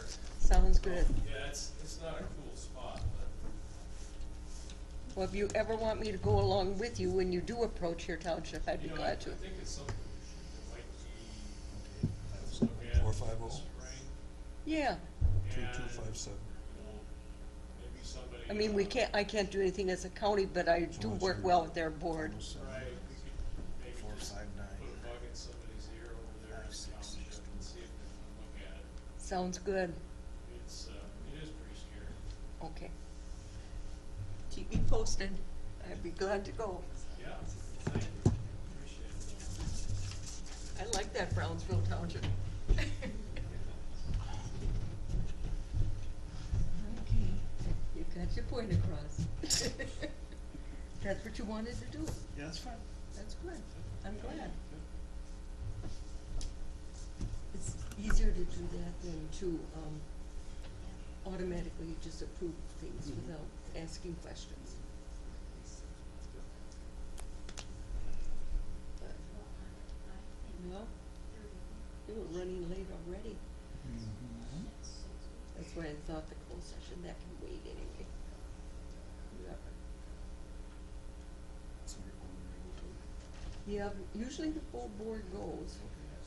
Are you going? You don't have to, but we just need a quorum. I should go just so I know what's going on. Mm-hmm. Yeah. The only thing is to have a quorum. And that's 10 of us, you know, 5 of them, so a quorum would be 6, really. So, cause sometimes all other commissioners don't make it either. Yeah. Well, you have time? Sure, if I can find it. It was so foggy, I couldn't see it. What do you need, sir? Hey, I need to talk to you too, I had a really I was just good gonna, I see you're busy, I was just gonna discussion mention. on Brian this is yesterday. Brian last night at city We council, were supposed to meet Brian about kind of interesting. the history lane, Paving of Main Street. but I had a really good conversation. Yeah. I didn't hear The any whole entryway to it, objections. you set it up for 9 I'm o'clock. surprised that people really didn't seem to mind those bump outs by the elementary. How long ago was it the person was killed there? There was a pedestrian, yeah. A few years ago. About 2 Woman. years? That's about Why 2 years is ago? good meeting Maybe 3. that you're gonna really, support? I feel real sorry about it, because we looked it out. Doesn't it? Dark rainy night, It'll be I remember tough. came I was out. coming through town And and the whole entryway. I you can stopped, get I state aid. stopped because there was the flashing lights there and I Just wondered a what's chicken going seal on the rest They of it. heard. And he can either, take Like it I out. say, a dark rainy night, rained pretty hard. 2,000-3,000 Yeah, tragic thing. That's what I told him. Is she coming out of the school? I was gonna bring I it. believe so. Okay, From what I that's all, chip and seal and then a fog layer, which is all. Right in front of the No, and so I don't have to bring it up this board after that. Kind of I already approved it. across from the Also, elementary he has parking another lot. thing he's gonna show you, Yeah, doing, not the by handicap fail, center but out here. Drake Street. That's about I that. nicked my neck this morning. It's right down here where it's rubbing on the collar. Came out and Nicked around my and neck opened this the front morning. door. Oh, you did? Oh, no. But it's right down where the collar rubs. I don't Oh, I know actually about don't it. have. What the hearing, I kind of picked out last night, it's been kind of itchy and bugging me a little bit too, and I'm like, It is. heck? So, And I started, so I I'm trying not to have it touch it, but go it's, with that one. I know what you mean. But anyway, I wanted to tell you that it's always A car or pickup? history lane. I thought it was an SUV, I don't, I make No, It wasn't a truck. It wasn't a big truck. that's okay. I came to It's like, I think I need, thing and then I just went over there. Dick actually brought me. Well, that was a big controversy. It's kind of an automated transcript that was a system, lot of it's controversy. recorded. Oh, man, I thought there was gonna Yeah. be fistfights and well, you know, Oh, yeah. I'm trying to work that with my This since one I've stole pretty good, I don't, didn't really hear it much. makes it a little easier for me sometimes to They were Yeah. interested take in off the board. the signal. My, Like you see at Gunderson. last job in Norway, we had Various places. open floors. It was just 40 Beef cattle. people, open cubicles and stuff. Could be a little bit of an issue for Hey, everybody had noise canceling headphones when you needed to work, you could close up and shut down and just work. It's decently taken. You had to come out there. Everybody around No, and it was always in, yeah, and it was in Mayo environments with multiple languages going, so the German would speak, Italian, you know. You'd see the Italians talking. That was driving me crazy, but it was that one. Stands there all the time. But I looked at, I mean, that coat's gotta be, it's probably survived just fine. I'm a minute early. Important to get them food and water, though, Yeah. regardless. You don't mind waiting on that other issue? Taking That's my- just Well, I have seen. I have, their one. committee appointments. Do we have some kind of sheet or something that we can go by? Yeah, let me, I printed it out, or I emailed it, or, well, let me print it out real quick. I'll print it again. Okay. Okay. Call the meeting back to order after recess. And Jeff is gonna print us a quick little thing on committee appointments and explain some of it. As soon as I find it, 1 second. Go to my email, I resent it out to you all. Okay. And Sounds good. Yeah, you might wanna. Well, I keep getting these Microsoft rewards, I should. While I'm finding it, the intent was to put in Commissioner Burns's name where we had, vacant commissioner on the list. That was the holdover from positions that District 3 had in the past. Oops, come on. I'm not sure where my short spreadsheet is, but I have the whole document here. So, but I know there was some preliminary discussion on making some changes to those committee assignments. So, for the standing committees, we have the Human Services Committee, the Land Use Committee, and the Finance Committee are our three primaries. Okay. And right now, those have been filled with the other four of you for expediency. I don't know the history of Do you who. want to make any changes to these are the committees that we have before our regular meeting, which the Yeah. first one was Human Services. Human Services. Right now it's Jack and Eric, right? Do you two want to? I'm fine with it. Well, I'm fine with it. I'm on the finance committee too. I don't know, would you be interested in that, Bob? I would be. Okay.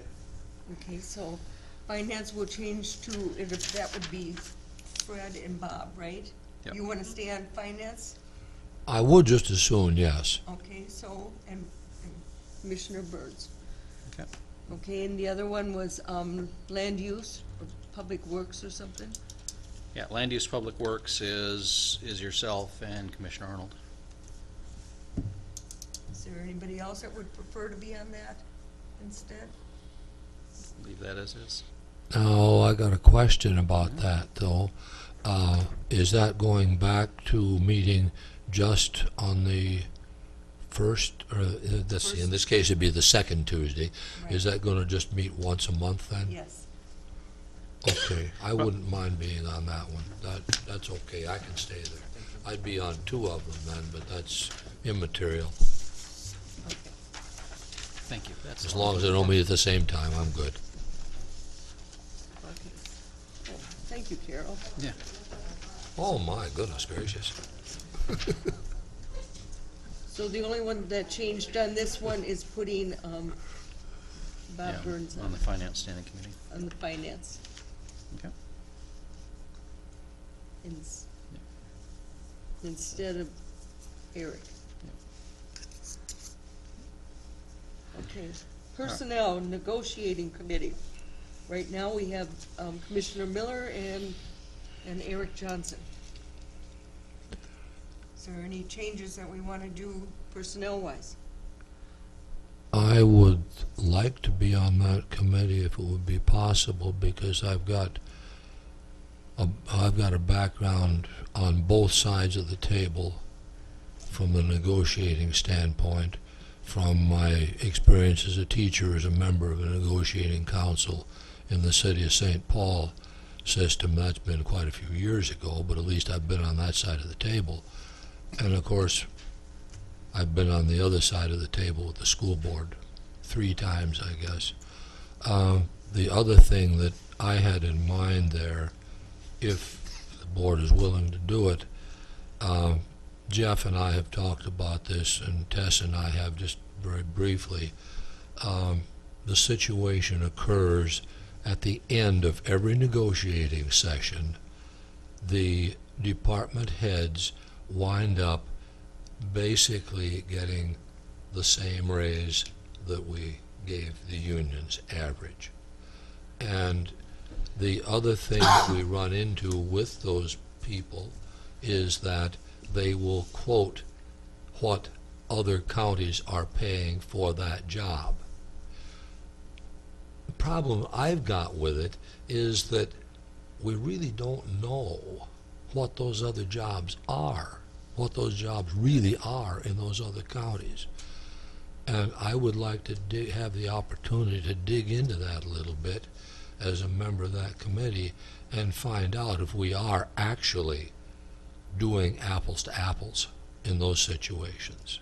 I know that in March, AMC does a complete report of comparing all the counties and Yeah, what they're. but do they do basic job descriptions. What That I don't know. 'cause I haven't checked seen that. I've seen the dollars, but I haven't seen the job analysis side of it, and I'm kind of curious about that. That could be a two-edged sword. We So might Jack, would you like to be the alternate we then might wind on up that committee? with a problem, but Right now, Fred is your alternate.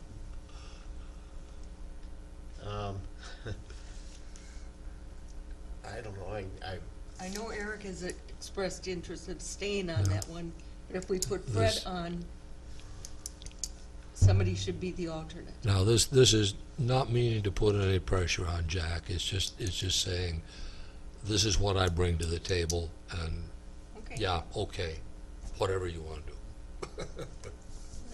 We would yearly, so it's not. would, okay, It's an off year, so would you provide your own Excedrin, or would you want mine? oh, I've got a bottle that tall at home that's about half used up so far. No, I wouldn't mind if you would prefer to do that. I would be okay with that.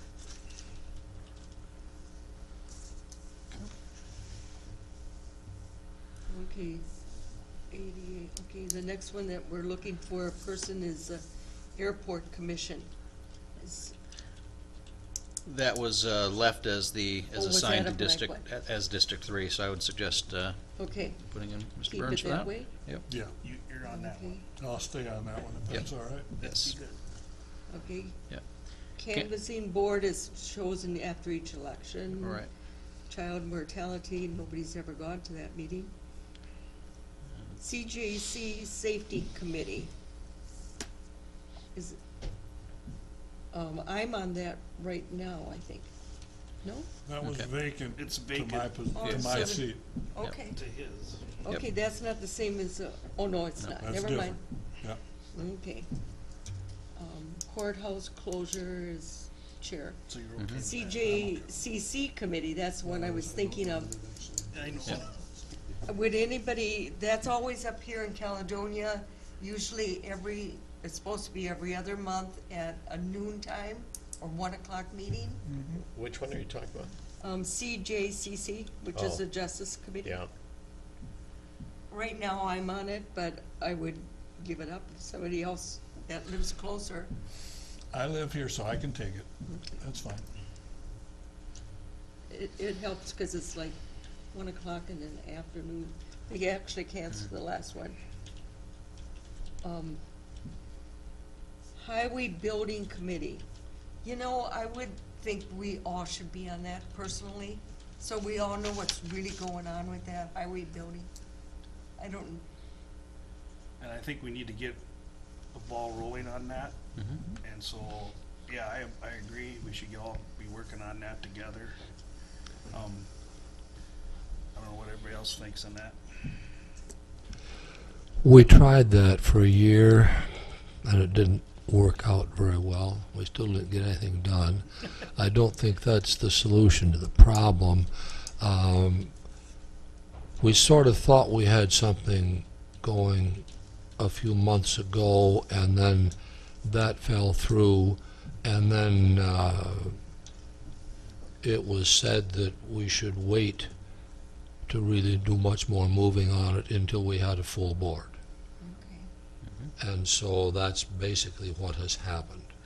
I'm not sure why that was, we never formally decided that, to my knowledge, but that's, Well, see, now you're What talking happened? about the railroad building?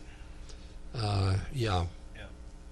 See, and I thought that was off the table a couple years ago. Well, when we made- it wasn't, and then it was back on, and then, It never got put back on though. It was It looked was- into, the building's been sold, it's not It's an a option. moot point. it's a moot point, don't go there because it's sold to somebody else. Okay, Don't worry so about it. do we wanna keep two people on the My committee? recommendation would be to keep two so that we can meet frequently and get progress moving. And then we will use one of the upcoming work groups to, and routinely use the work group session to keep the full board up and aware, because, yeah, this is Yes. definitely an issue that is, Yes. requires But ver- everybody's gonna periodic need to be update fully and input. involved in it. Yeah. Yeah, eventually Yeah. it'll be that way. So, right now it's Jack and Fred. Do we wanna keep it those two, or is there somebody else that has a desire to do that? I think we all have a Well, I desire. have- I think we all have a desire, but I have a bringing des- it down to two is what Well, I I'm have a saying. desire to stay on it. So do I. Okay, Well, That's okay. my only suggestion is that if you stay on it, and keep the rest of the board informed, Yeah. so we know what's going on.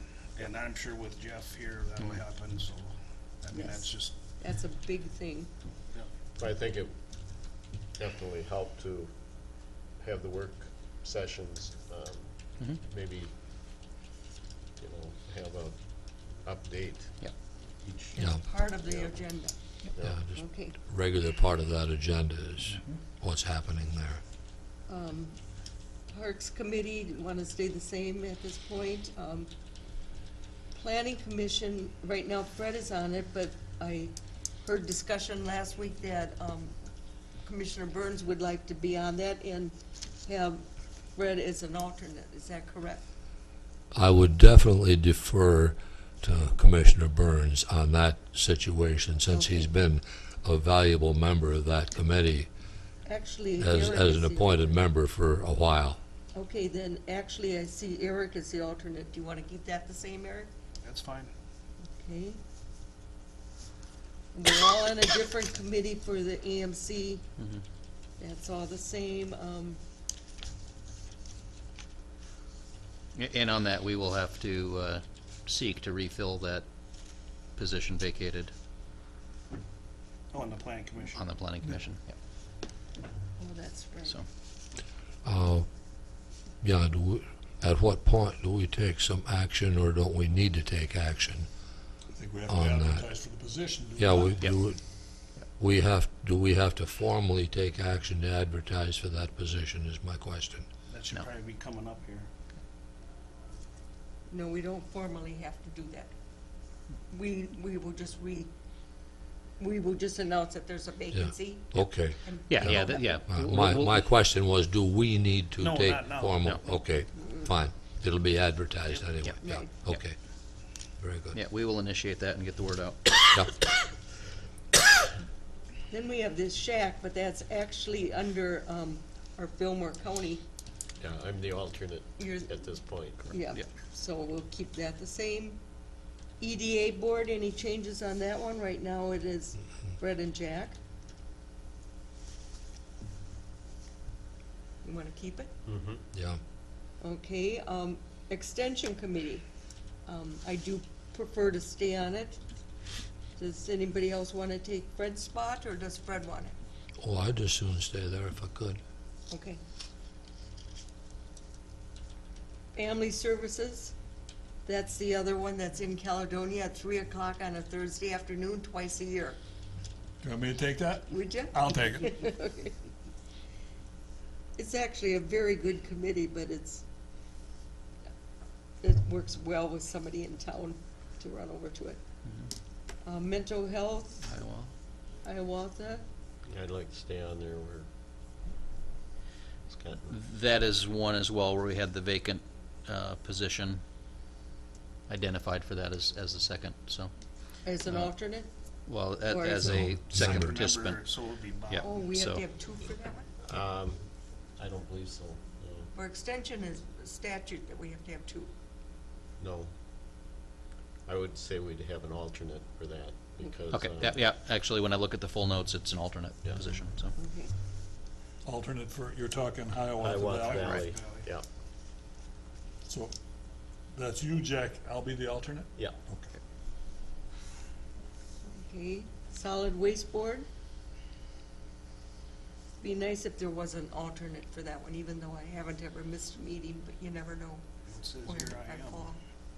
Hmm? It says I am, I don't know. No? Am I wrong in that, or? Yeah, no? there's no X there. X is You're by the alternate me, on Watershed. Solid Waste. Oh, okay, Board. that's right, I'm on the wrong line. I could do that simply because you meet in La Crosse, right? Yes, we meet in Cross.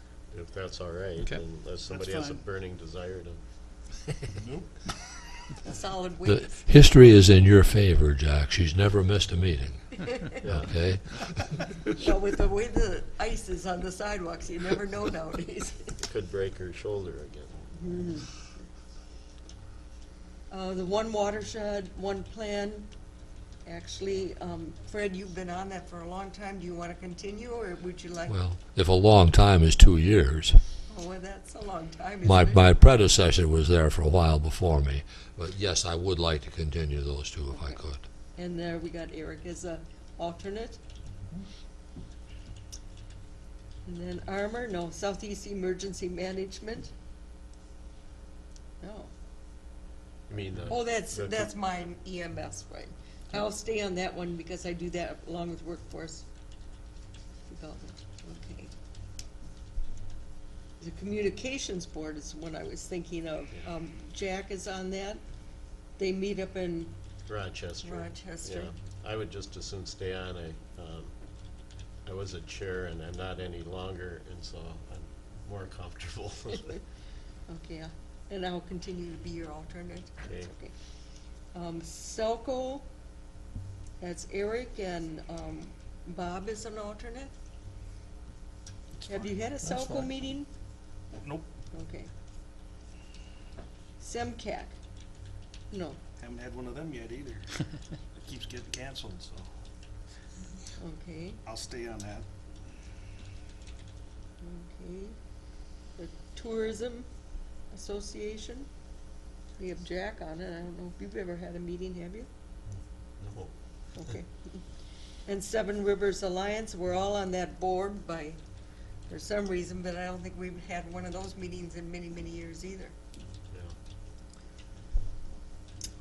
Trails, Jack is on that right now.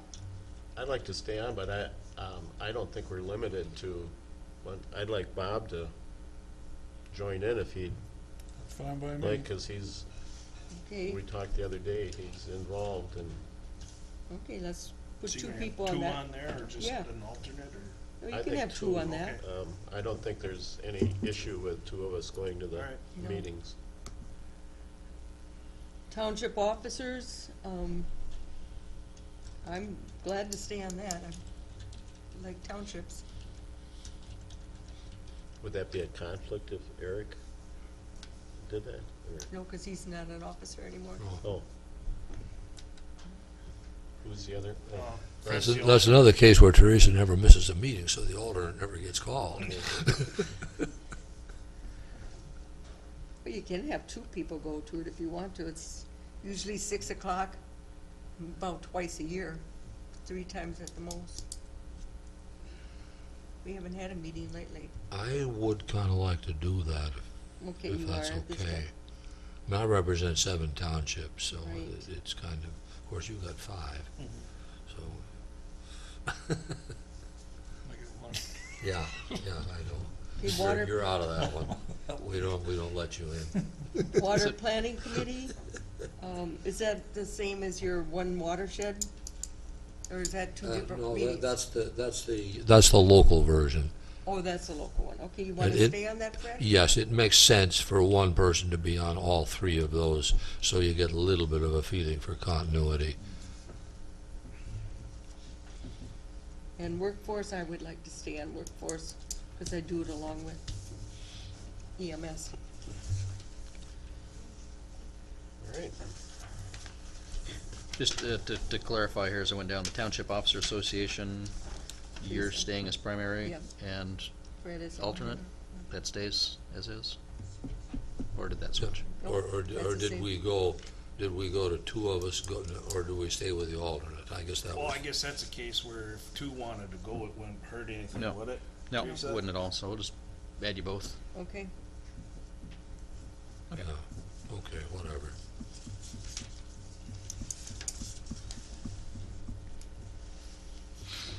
All right. okay, I should take care of the committee assignments. Does that sound, looks like Fred has a lot of X's in his line though. He's retired. Yeah. Some of those don't meet very often either. Okay. Okay. All right, the only thing left on our agenda that I see right now is a commissioner report.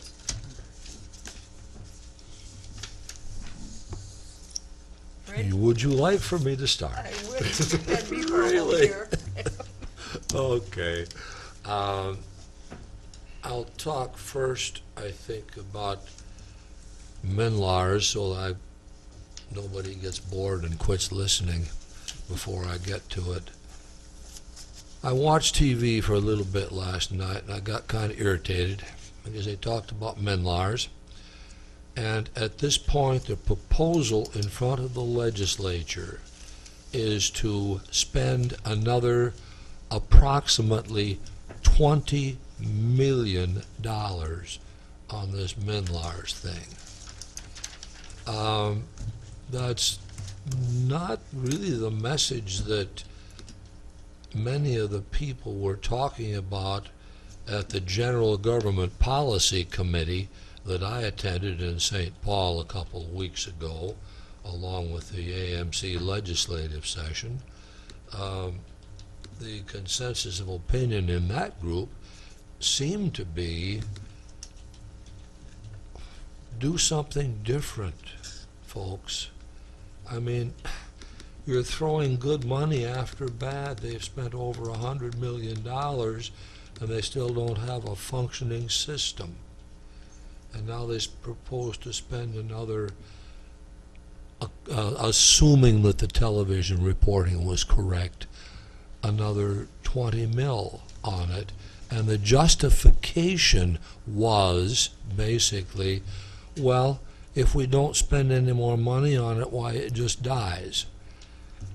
Well, why can't we find out how much it would cost? And we talked to Greg Davids and Jeremy Miller about this too. Why can't we just find out how much it would cost us to copy something from another state that actually works? And this was kind of a popular concept in that General Government Policy Committee meeting that I was at. Well, Carol, So, can we communicate with these legislators and reinforce that? And we did, Yeah. when we were up there. Yeah, we did, and maybe we need to communicate again. well, let me ask Carol, you can maybe check my math on this, but take $100 million that they've spent, figure $75 an hour for a technician or whatever. I come up with 1,300,000 hours that they've spent working on this.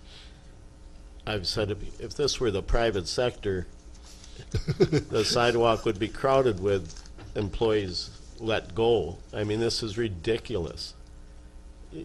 The budget that Walls has proposed is, I mean, spend here, spend there, spend here. Well, think of what $100 million would do for that budget, or any budget. I mean, it's just, it's beyond ridiculous. I mean, it's sad. Any way we can communicate what Fred just said, find somebody in the United States, another state, where they have a working system and copy it. I mean, It's been done before, so. yeah. What I heard out of some of that discussion also was Menlars employees, nice people, good people, nothing against the individuals, but they tend to be technicians, not programmers. And that's sort of the problem. Programmers don't work for $75 an hour, by the way. Good ones. Well, Double that. okay, you double might it. you and might you'd get still, somebody. Yeah, but- you'd still be at Yeah. you'd still be at 1 million hours. I mean, Yeah, it's ridiculous. The point is well taken, Yeah. but okay. Another thing that was talked about, and some of us may have an interest in communicating this with the AMC, and maybe with Greg and Jeremy as well. There's a proposal out there to give levy authority to soil and water conservation districts individually. And But that was, I'm not sure that's got authorship, but I had the impression that it did. I was on that committee, that, the Natural Resources Committee, and that, Oh, and that was brought up, that was discussed, and that was, we passed a resolution to not, we were against that as a Minnesota Counties Association, against that authority. and the General Government Committee did the same thing. Yep, yep, so So- that's been passed on, so that's in AMC, legislature. AMC has pretty definitely Yeah. got the message that we really don't think that's a good idea for And- a lot of reasons. And the reasons are, is like, a lot of the vocal counties said that they have a good working relationship with Soil and Water, and I think we should continue that too, and maybe even try to improve on that. But, and so they don't wanna disrupt that, Yeah. right? And when it's working well, why try to make another layer of bureaucracy? So that's what their concern was, Yep. so. That's right. Okay. One local thing, and I've talked about it before several times, the commodity price business that farmers are faced with periodically, and right now it's very, very bad. Now, the name escapes me. Mike Cruz, there we go. Mike Cruz, our extension educator that we share with Fillmore County, put together a meeting this last week about the issue of what can we do to help people that are really faced with some bad decisions right now. And there were probably, I didn't count heads, but there were 20 or 25 people at the Mabel Community Center at this meeting, and most of them were either clergy people or ag loan officers. And the main message of that meeting from a couple of people from the Extension Service was, one, what should they look for in people, the actions and stuff, whatnot of people, to detect whether there really is a dangerous amount of stress there, and also, and especially with ag loan officers, where can those people send folks to get some substantive help with the problems. And it was a very good meeting. I felt really good about it. Hasn't the governor addressed this in his budget also?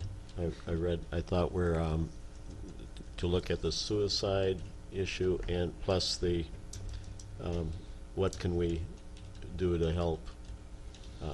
I know I think this was associated was the moving forward with legalizing the growth of hemp, which, you know, whether that's profitable, legal, whatever, but to look at that issue as something that people could grow that are not making it otherwise. There are a lot of options out there for, the term would be enhancing profitability on a farm. Yeah. There's a lot of things out there. And Okay. hemp is a little bit, it's a hot button thing right now, but Kind of what out you on the don't fringe. It's very have, limited. what you don't have is a market. Right. You don't have an infrastructure to get product to. Okay. So it's, They're yeah. they're opening they're actually opening a store in La Crosse that is going to sell all kinds of hemp created products. Where the old Hands and something on 4th Street, I just saw it in the paper, so have to see whether that has any There's traction. already a couple places that sell it in La Crosse. Are there? It's on a quiet basis, but I'm not talking that kind. But, you know, the lotions and whatnot. Yeah, that's what, yeah, they're gonna I know carry, who it is. they're gonna carry the oils and the lotions. They got the oils and the lotions. Well, with a lot of these things, you gotta remember too that these are small little enterprises, and like with the hemp thing, my grain marketing advisor was at some of these meetings that they only need 1,500 acres, so we're not talking, it'd be more like a tobacco allotment where it was like 1 or 2 acres, you know? Send the kid to college. And so it's on a small scale right now, of course, so, so that's all. Okay. Anyway, I reported on the meeting. I think that's about it for my. Bob, do you have any comments? I have nothing to report. Well, I know you don't have anything to report, but do you have any comments or anything you You're want off to the say hook so at this far. time? Commissioner comment? Okay. I always, sometimes you can say this is really a long meeting or something. Eric? He's used to planning commission meetings. They're Oh, that's longer. true. Yeah. At the AMC Legislative Conference too, when we were meeting with our legislatures, there was 2 things I brought up. And one of them is the county program aid, and, you know, the CPA, they call it, is basically property tax relief. The more we can increase our CPA, the less we have to adjust our levy and maybe even lower our levy, you know, so, and this year this is the first time they're working with the Minnesota League of Cities, I believe, is what it's called. Right, yep. And, they're working in conjunction with them, and I know Greg Davids brought that up, that it'd be, if you wanna get some traction, gain some attention, you work with another, entity, and so like with the cities, that would work good, so, I don't know, maybe just a suggestion, I don't know if you guys wanna do it, but if we wanted to draft up a letter with our cities within our county to send to our legislatures, Miller and Davids, expressing our concern to have this seriously looked at and increased, if that would be just an idea, but that was one of the things that we Did discussed. they have any sample letters or sample? No, they don't, at this so point? this is something we'd have to come up with on our own, but, you know, I could work Yeah. with the city of Houston, maybe we could work on something too, and make it a form letter for everybody, but. Could, yeah, I'd be for that. Could we also do some type of letter, on the Minlars thing that we would send to, or do you think they already know our I think that's got dissatisfaction? their attention, but it wouldn't hurt, Doesn't hurt, no. Yeah, probably won't help. Well, I'm working on something right now to send to those 2 fellas, so okay. I can email it. Yeah. When I get it done, I can email it to everybody, and you can. And I'll try to work on the letter too, so. Okay. Don, I know that, you said, Dar is sick. But regardless of that, how is it functioning there in the license center? Very well, because yesterday it was really slow with the weather. Yeah. And it's going fine. As far as I know, I've been done this morning now, but. it's Well, we going- had, earlier in the years, we got hammered as a board and whatever, and people were upset because it took long and so forth. And I said at the time, we could hire 3 more people to tell people that the state system isn't working, but 2 can tell them quite well, so. I think But we're. it's gone a little better, would be. Yes, definitely, most definitely. As a matter of fact, I'm trying to work with the girls and come up with some, there are some ways that the state says now we don't have to do certain things and disregard this one. But what I'm trying to do is find out for sure if we do disregard the form and don't use that, is it gonna hurt us later, come back and haunt bite us? you, Yes, yeah. correct. So that's what I'm kind of working with them right now to try to, make things a little quicker for them, and I think we can. I just have to do a little more checking and talk to them, and we have to just work through it together. Yeah. And that's what I'm working on right now, and I think it seems to be going better, but they do share with me that every time there's an upgrade to the system, whether it be over the weekend. Come Monday morning, something doesn't work again. And I'm like, help, how can they do this? How can they do this to everybody? But that's what's happening. But it's to Okay. everybody, yes. Yeah.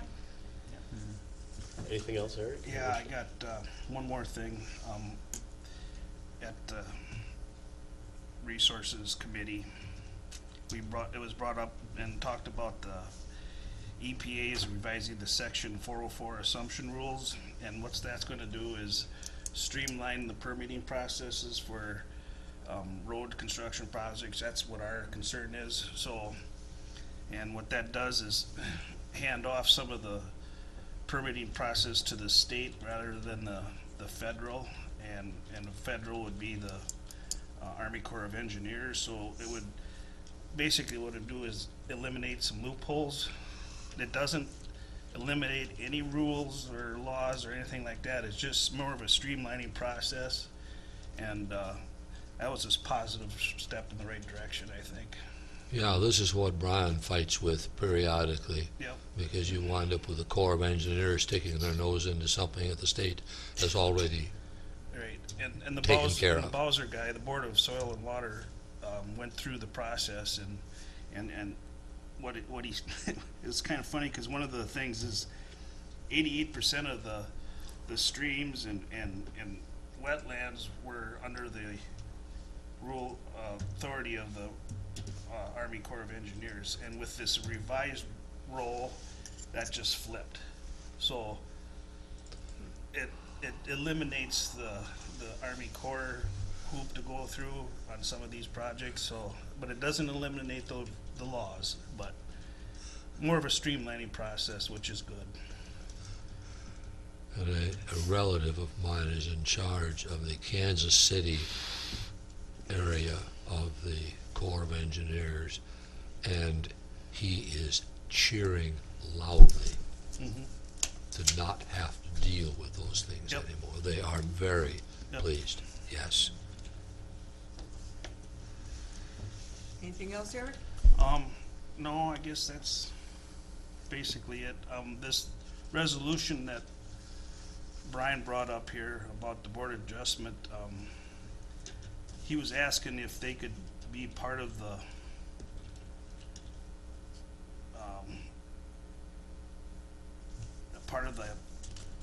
have a role in helping, decipher some of these rules, and I just wanna remind everybody that the Board of Soil and Water, their role is strictly quasi-judicial. It would be under the Planning Commission and the County Board to look into this, so just wanted to clarify that.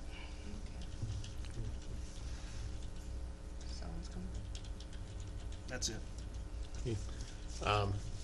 I would just mention, already talked about the legislative visiting day. I think it was a good day.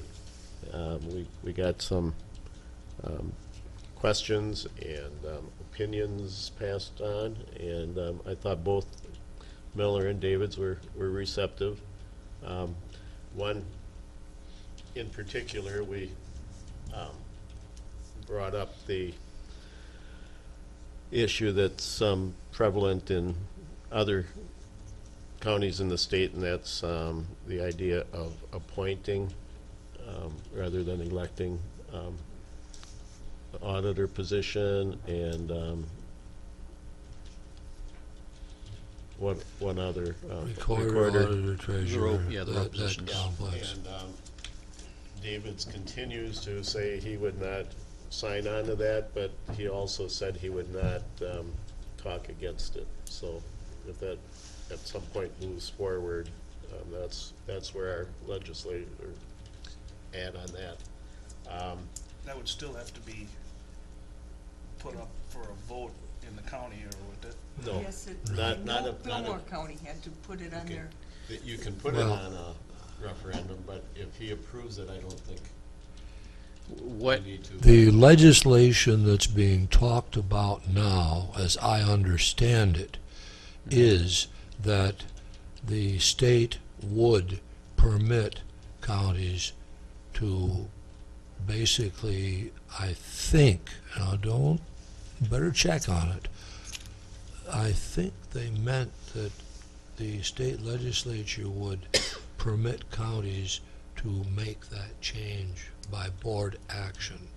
There have been some instances in the state where there have been some kind of nasty situations because people that didn't really know what was involved in some of those jobs got elected to them, and it turned out to be kind of a bad situation. Problematic. So the legislators are becoming a little more receptive to making those changes. Yeah. Do not we have already counties that, There Oh, are yeah. counties already. already? Oh, yeah. So Many it's counties by have- board action. Many Yeah. counties have done that. Yeah, it could be, the way I understood, or understand it is, Well, for- if your representative backs it, then you could take action. If he doesn't, you could go the referendum avenue. Yeah. Okay, Yeah. but, Yeah. But okay. Yeah, They're as, basically talking about simplifying the yes. process. As current, if a county wanted to do that, it would take state legislative action to make it official. The action. On an individual on an county individual basis. county basis. Yeah. The action that's being proposed is to pass that ability down to the counties to make that decisions internally. Yeah. Okay. I know Fillmore County had it as a referendum and it got voted down because people really wanted a vote with their, wanted a say with their vote. Yeah. So that's And that's you been, know, that's been David's take on it all yep, along, and he's so. I Fillmore. think it was Jeremy Miller's too. Yeah. Okay, I had a shack meeting Friday, and I'll give a report at our joint meeting with Fillmore, because whoever represents it, we represent Fillmore and Houston at the meetings.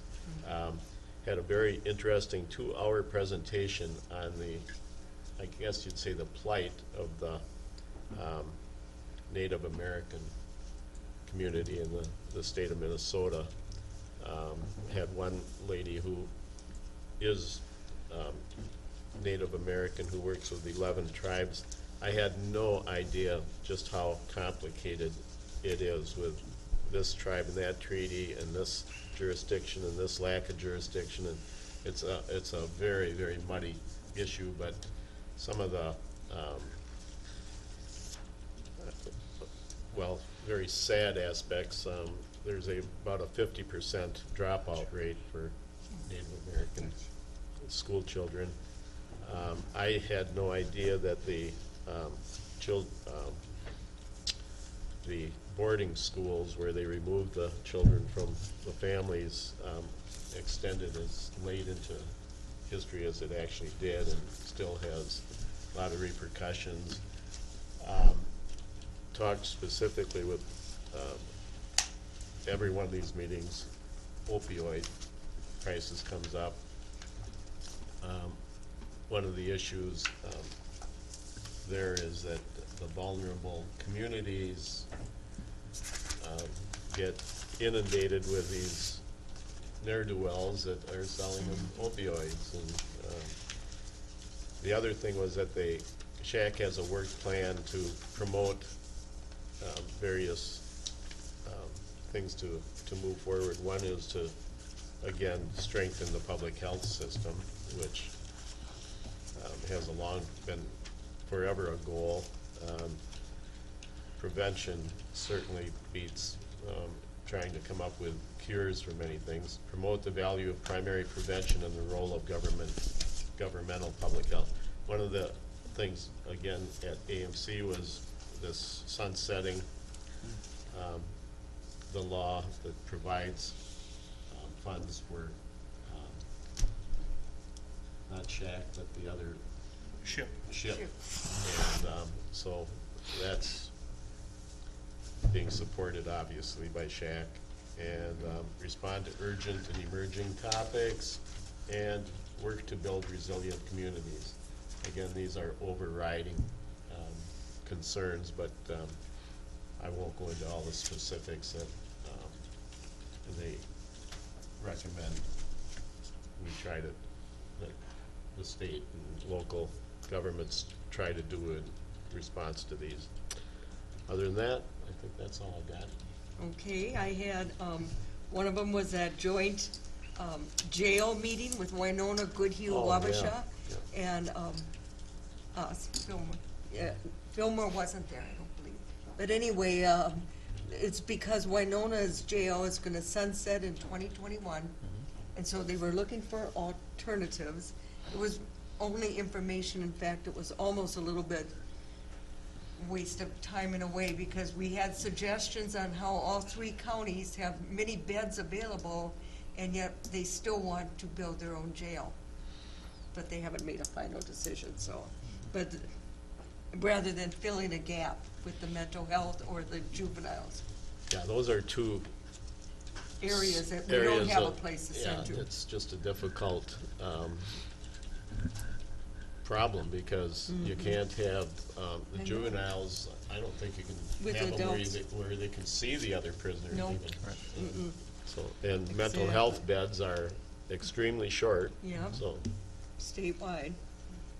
But, and then workforce development, I've had phone meetings because we're trying to hire a regional director, and I have 2 all-day interview sessions next Thursday and Friday in Rochester.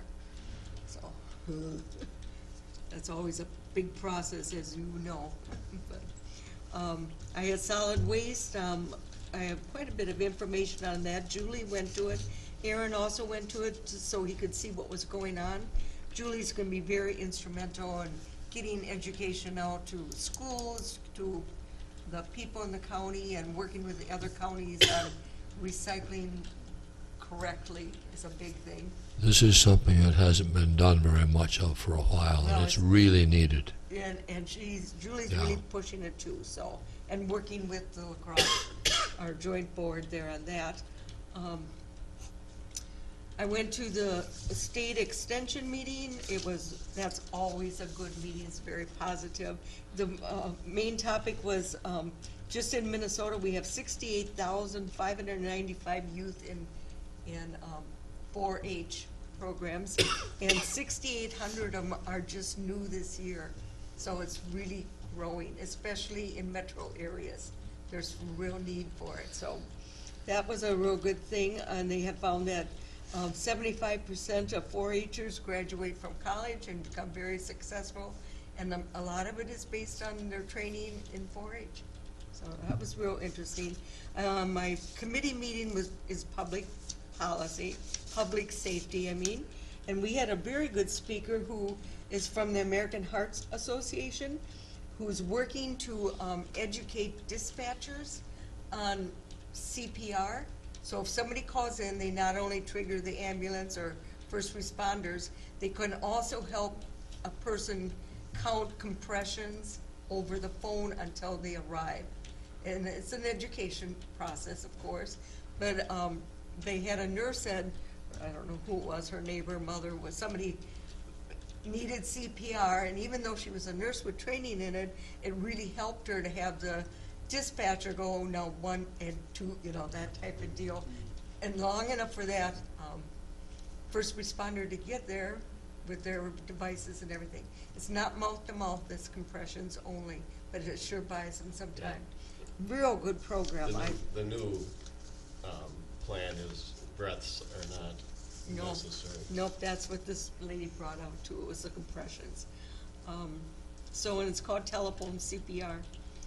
And, let's see. Oh, yes, I'm gonna bring up one other thing. I had a meeting with our engineer yesterday because there's been concern about History Lane.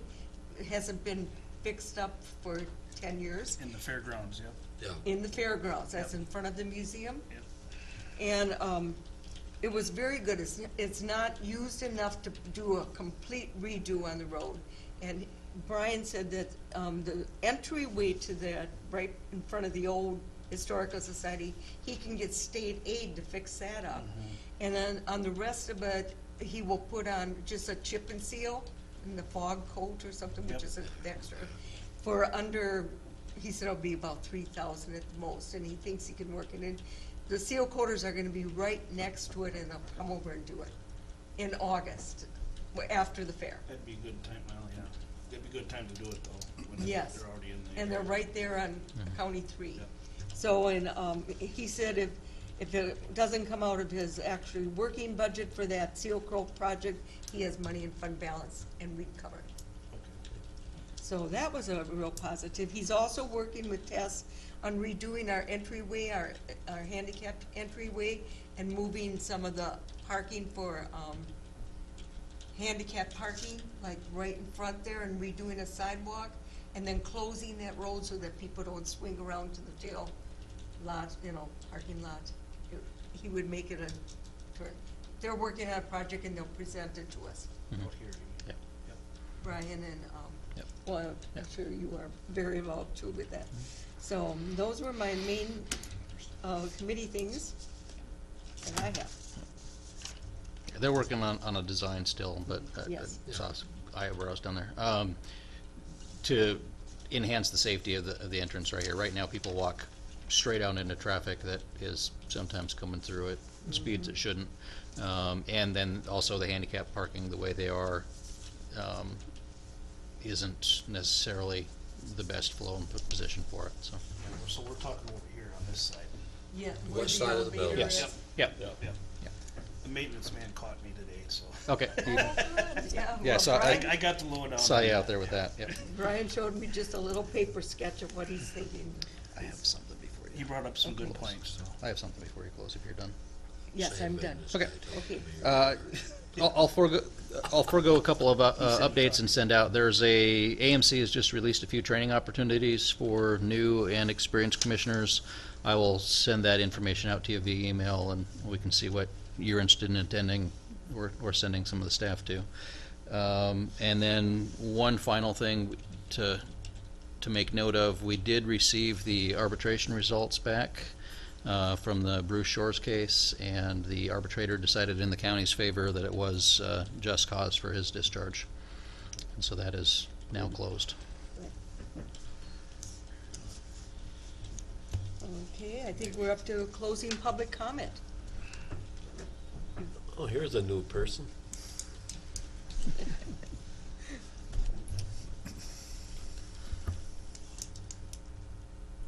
You're on. There you go. Yvonne Krogstad, Caledonia Township.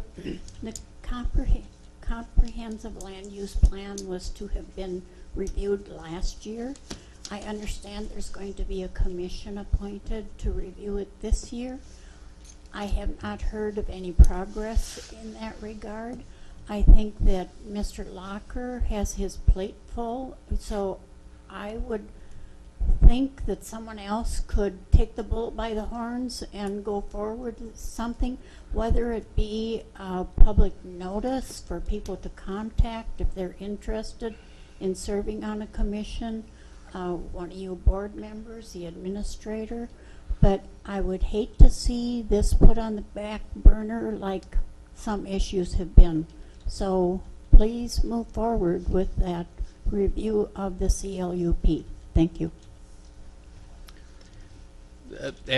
I would say that we are on track with the plan that was announced. The intent was to wait until we had a full board to initiate. I've got a meeting scheduled with Aaron to review and make sure that we have all the planning process covered, and then we will be presenting that to the board likely at the next work group session to initiate the process.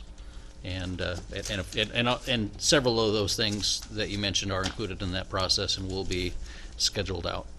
Yep.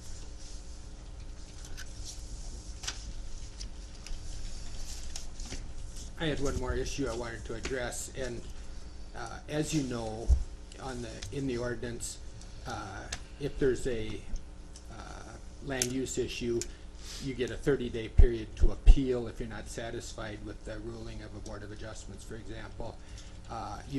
If somebody applies for a permit or something, you have a 60-day limit, or otherwise that permit is automatically granted. But when people file a complaint, there's no deadline. And I know of a couple of cases in the past where things have sat in the zoning office for months with no action. And actually that just amounts to no enforcement. There's no teeth if there's no deadline.